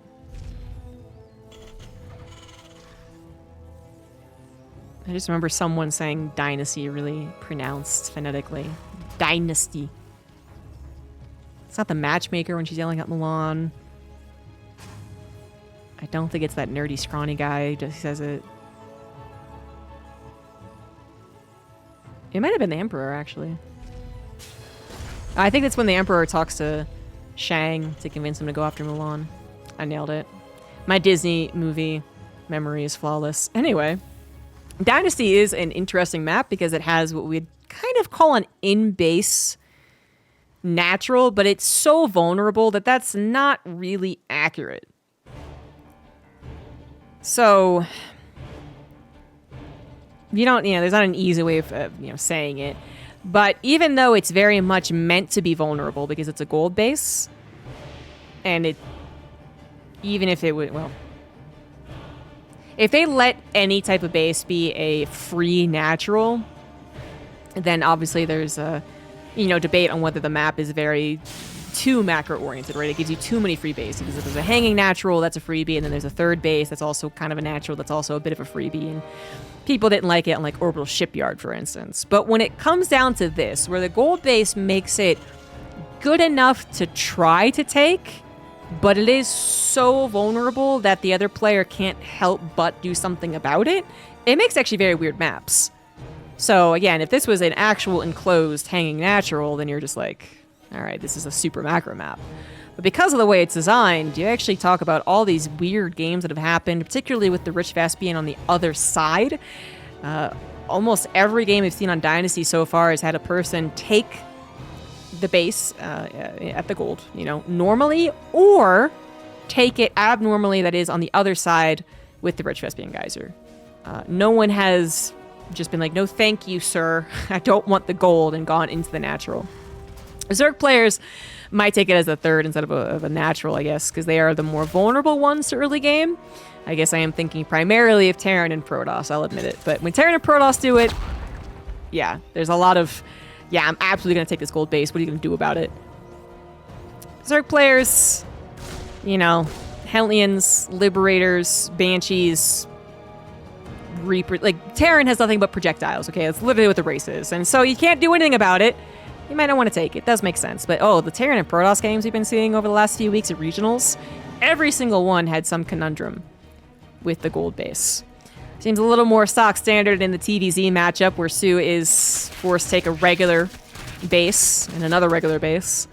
GuMiHo decides to do one better in a matchup in which he assumes he's safe here. If soO goes for a Roach Warren to get himself his own ranged units to harass this base, that's a serious commitment for him. And the Terran player has a less serious commitment because they can just lift their command center. It's like, okay, see you later. All right. Spend all that time walking around to the front of my base to kill me. Good luck. So that is it's definitely a bit more unfair in this matchup than a TVT, TVP, PvP. So third CC, though, also on location. I mean, that is, if soO had added a Roach Warren and done some type of two-base push and headed directly towards this ramp, I mean, yeah, GuMiHo would still be in trouble. But that is what GuMiHo is depending on not happening.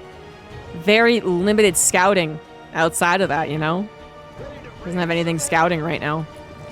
So if it was on the way, he wouldn't know.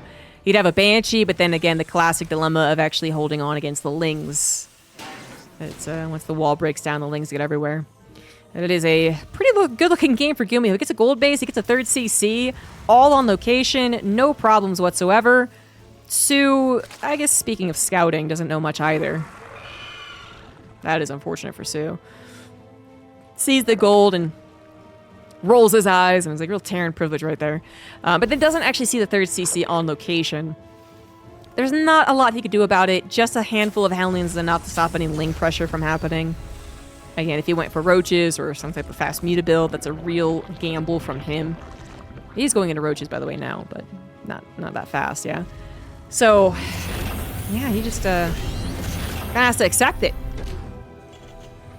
Just has to accept it. Now, obviously the downside of the gold-based minerals is that once you have mined them out, and they mine out pretty quickly, there's not a lot of mineral patches here, there's a humongous run-by opportunity. Terrans can Supply Depot it, engineering bay it. Yeah, whatever. But it's still something that you then have to keep track of. So that would be the downside. Now, kind of, maybe I see what soO is thinking here. A 1-1 Roach push from this base, or perhaps even this is a fourth, now hits the Terran side of the map, I guess. Like, it's not hitting anything terribly important if the command center can just lift, but it's just a stone's throw away from actually hitting the production. And that's way scarier. But then again, it would be going through a couple of chokes. We got a Banshee to help out against Roaches. tanks could be positioned on the high ground if the roaches tried to go up, and we do see him actually walling this in case he needs to raise that wall. I can kind of see that, though, perspective from the aggressive Zerg. And when you're an aggressive Zerg, if you're the one that's doing the attack, then placing hatcheries aggressively can make sense as well. Not what soO is going to do here. He takes the triangle base as his fourth. Might eventually take the gold base, too, if the game goes on long enough. Little supply block, just for a hot second. But we got ourselves a macro game until the 1-1 roach attack, because that's absolutely what soO's going for. No more drones. He has a fourth base, but no more drones. All on the army production. And then the question is, where is he going to attack? A fourth CC on location here from GuMiHo. Hot damn. Stim will finish up. Combat shields will not be done, and that is really concerning. That's something that soO's going to be very happy to see. As he does look like he's just going to attack into the fourth base. Thing is, the fourth base is really not important. Oh my god. Oh my god. Oh my god. Oh my god, no. Oh my god, no. No, no, no, no, no, no, no. This is on purpose. This is crazy. That is so dangerous. That is so few units. Okay, well, he's distracting, so I guess it's okay. But oh my god. No, why? No, don't leave it there. It's a tank. No! Come on. I mean, maybe it was initially on purpose because he thought it was a different type of game, but now he really needs that back home. But I was trying to say, the fourth base, you don't need to protect. You don't need a fourth base here. You could actually just, like, run back home. But he's going to try and defend this. He doesn't have combat shields. Not that that would have been the difference, actually. No combat shields, though, is contributing to the drastic loss of Marines. The left side has already basically been broken by the time that right side collapsed in here. Queens were also getting pulled in to help out against the Banshee and Medivacs. And GuMiHo, overconfidence, maybe, against Roach Ravager? But they actually did not have to protect this fourth command center. He could have lifted that, said, okay, yeah, you got me, pulled back, waited for a second tank, and this tank could have been repositioned. And then he also would have gotten the double Medivacs to help him, too. A little bit more SimCity to work with compared to this huge concave for the Roach Ravager. Like, this is kind of a throw. It can still get really dicey, and it can still go the Zerg's way even without protecting that fourth base. But that just really made it. That just really made it for the Zerg player, I think. Here is the example of using that choke, though, really being effective. You know, when combat shields finally finished off. There's so many things. There's two very important things he could have had if he did not protect that fourth base. And it is shocking that he did that, actually. I don't think at any point in time has any professional said a Terran player should be able to defend a fourth base against a 1-1 Roach push. Like, you could in specific games. But I don't think that's something that you're like, well, no, I have to, right? It's way different for the third CC. To give up the third CC is way bigger of an ask, and it does create a very complicated game in which you might not have enough of an economy to continue building enough army, and they all in for the second time, and you're not quite prepared. It gets weird. On this map as well, if you had to give up your third CC, then again, you are working against your own chokes and ramps. You're a little contained, so that also kind of sucks. But a fourth is usually pretty easy to go ahead and just be like, no, I don't need it, let's lift and leave. I've been jabbing on about how much GuMiHo made a mistake there, but he does end up holding 3 CCs. 4th CC also lives, so he is on 4 CC, 45 SCVs. soO did kind of overstay towards the end there. It was pretty clear there was enough army, especially with 4 tanks now ready to go. Medevac count is extremely low, however, and you do want a high medevac count against Roach Ravager. We do not have any Marauders as of yet. That's not strictly necessary, but it would feel nicer as he has been up to 8 barracks for a while. Like, he was almost to that point in which he was like 4 CC, 8 racks, totally fine, like, sure, but he wasn't there yet. And then we have some dismantling of the forward-placed tanks. Again, with a lack of medevacs, fights are way more questionable. Another tank gets destroyed. soO just picking his way through this, because then at the end of the day, also, the 4th base is more vulnerable. It's got less of a single choke to work on. It's got multiple. And it seems like soO It's just using that. Now, Planetary does finish. Tanks were blasting away, and that was another slight overextension. But with soO on 5 bases, gold base finally taken, 79 drones, 2-2 about to finish up. In fact, 2-2 might be the timing that kills the Terran. I think soO's okay to make a mistake here and there. Might want to think about adding on the Infestation Pit and Hive, just in case, because if a 4th base does get established and you say, okay, never mind, the Terran's economy skyrockets real quick. So you don't want to just let them do whatever, but could be maybe a little bit more patient. Tank's not necessarily part of this equation, but that Planetary is really helping. Oh, sorry, I'm blind. There's a tank right there. Sorry. 2 tanks were helping. This one a little bit less. Now a 3rd one comes up. This one's just in case the angle of attack changes. Yeah, creep is right up on there, man.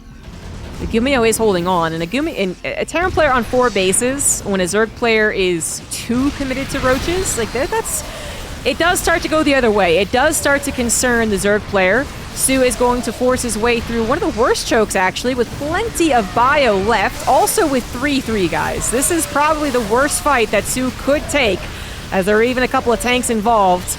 He does take it well enough. Medivacs started running out of juice. Army started getting a little too low. Some of the tanks were not a part of the entire fight. And so soO is, again, okay to do that.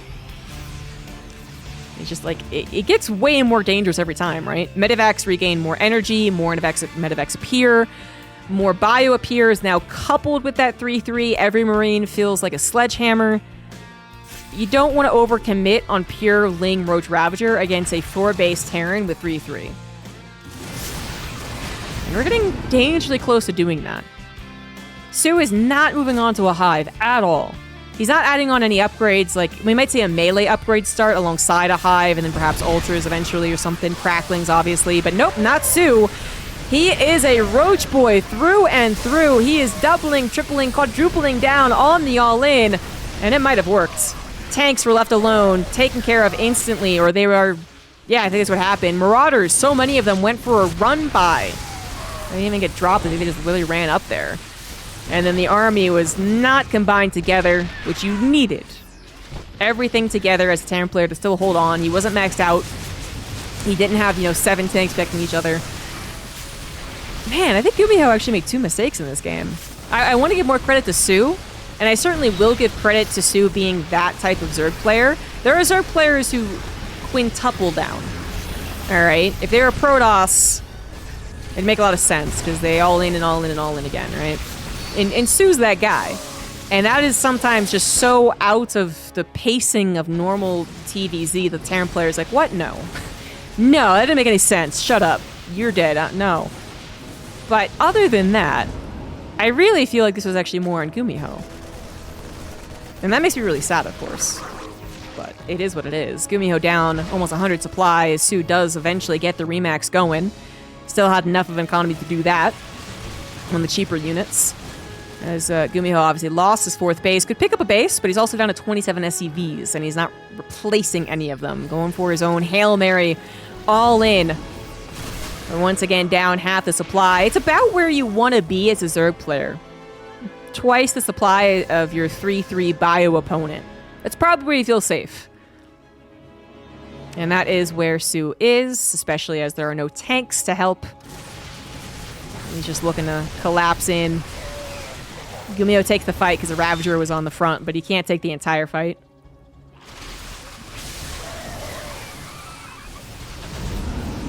Yeah, I really don't think he should have protected the 4th CC at the beginning, but then I think he kind of started to bring it back. If he had had 7 Marauders and 2 Medivacs back at home protecting those couple of tanks, and the Planetary, right? Like, everything together was really difficult for soO to break through. So I feel like he almost got a second chance in this game, and that didn't work out either. Now we got ourselves a full-on base trade, because GuMiHo knows he is losing, and it is his last chance to move on to the round of 8 of GSL. Doesn't look like it's going to happen, although soO not sending enough units back home. Crucibles miss, and so that's a good trade on the side of the Terran. Now only a 40 army supply difference between the 2 players. But the Medivacs are running out of juice, which means the heals aren't coming through, which means that this army is more like a 60 army supply. Because we also have so much of it back at home. 3 tanks, in fact, back at home. Oh no! Oh my god, the Queen of the Corrosive Bile just demolished most of the evacuation ships. And this one doesn't seem like it's going to get very far. 2 queens could be on the edge trying to shoot that down. Missed opportunity from soO. One good thing here happening for GuMiHo is going to be able to also track down a much-needed base. The gold base had died a while ago, by the way. But this base, one of the full bases that still have to mine. This one's not bad either. I guess right now soO just has so many drones every which way that he's kind of ruined his saturation balance, but he's good enough. GuMiHo still on 3cc, now down to 16 workers. The almost comeback against... Oh no, he did actually. The comeback against serO and DreamHack Yangshipeng is something to consider, but I think it was a much closer game than this one. 2-2 is finally done, by the way, for the Roach Ravager. Talking a lot about those upgrade differences. And 3-3 Bio is still way better. It is the magical combination that makes Terrans so happy. 2-2 Roach Ravager is like, it's okay, whatever, I guess. But it's not even 3-3 Roach Ravager, which also isn't very impressive. Main command center just lifted on over with 16 SCVs. Well, I guess he's actually mined out. So yeah, he's mining entirely off of 1 mineral base. Tanks are actually siege up for this fight. There just isn't enough here. So 4 tanks, 3-3 bio, a handful of medevacs. You can see how efficient it can be. It isn't enough. GG, soO will win Game 3, stop the rematch curse, and will advance to the round of 8. He definitely took down GuMiHo convincingly the first series. The second series was way more questionable. And I really think GuMiHo had a couple of chances to actually win either in the second game, was it, or this game. Definitely this game. And it's just too bad. Good news for soO fans out there as he makes it to the round of 8. In Group B, Group C and D will be coming in the future. Thanks so much for watching, and I'll see you guys later.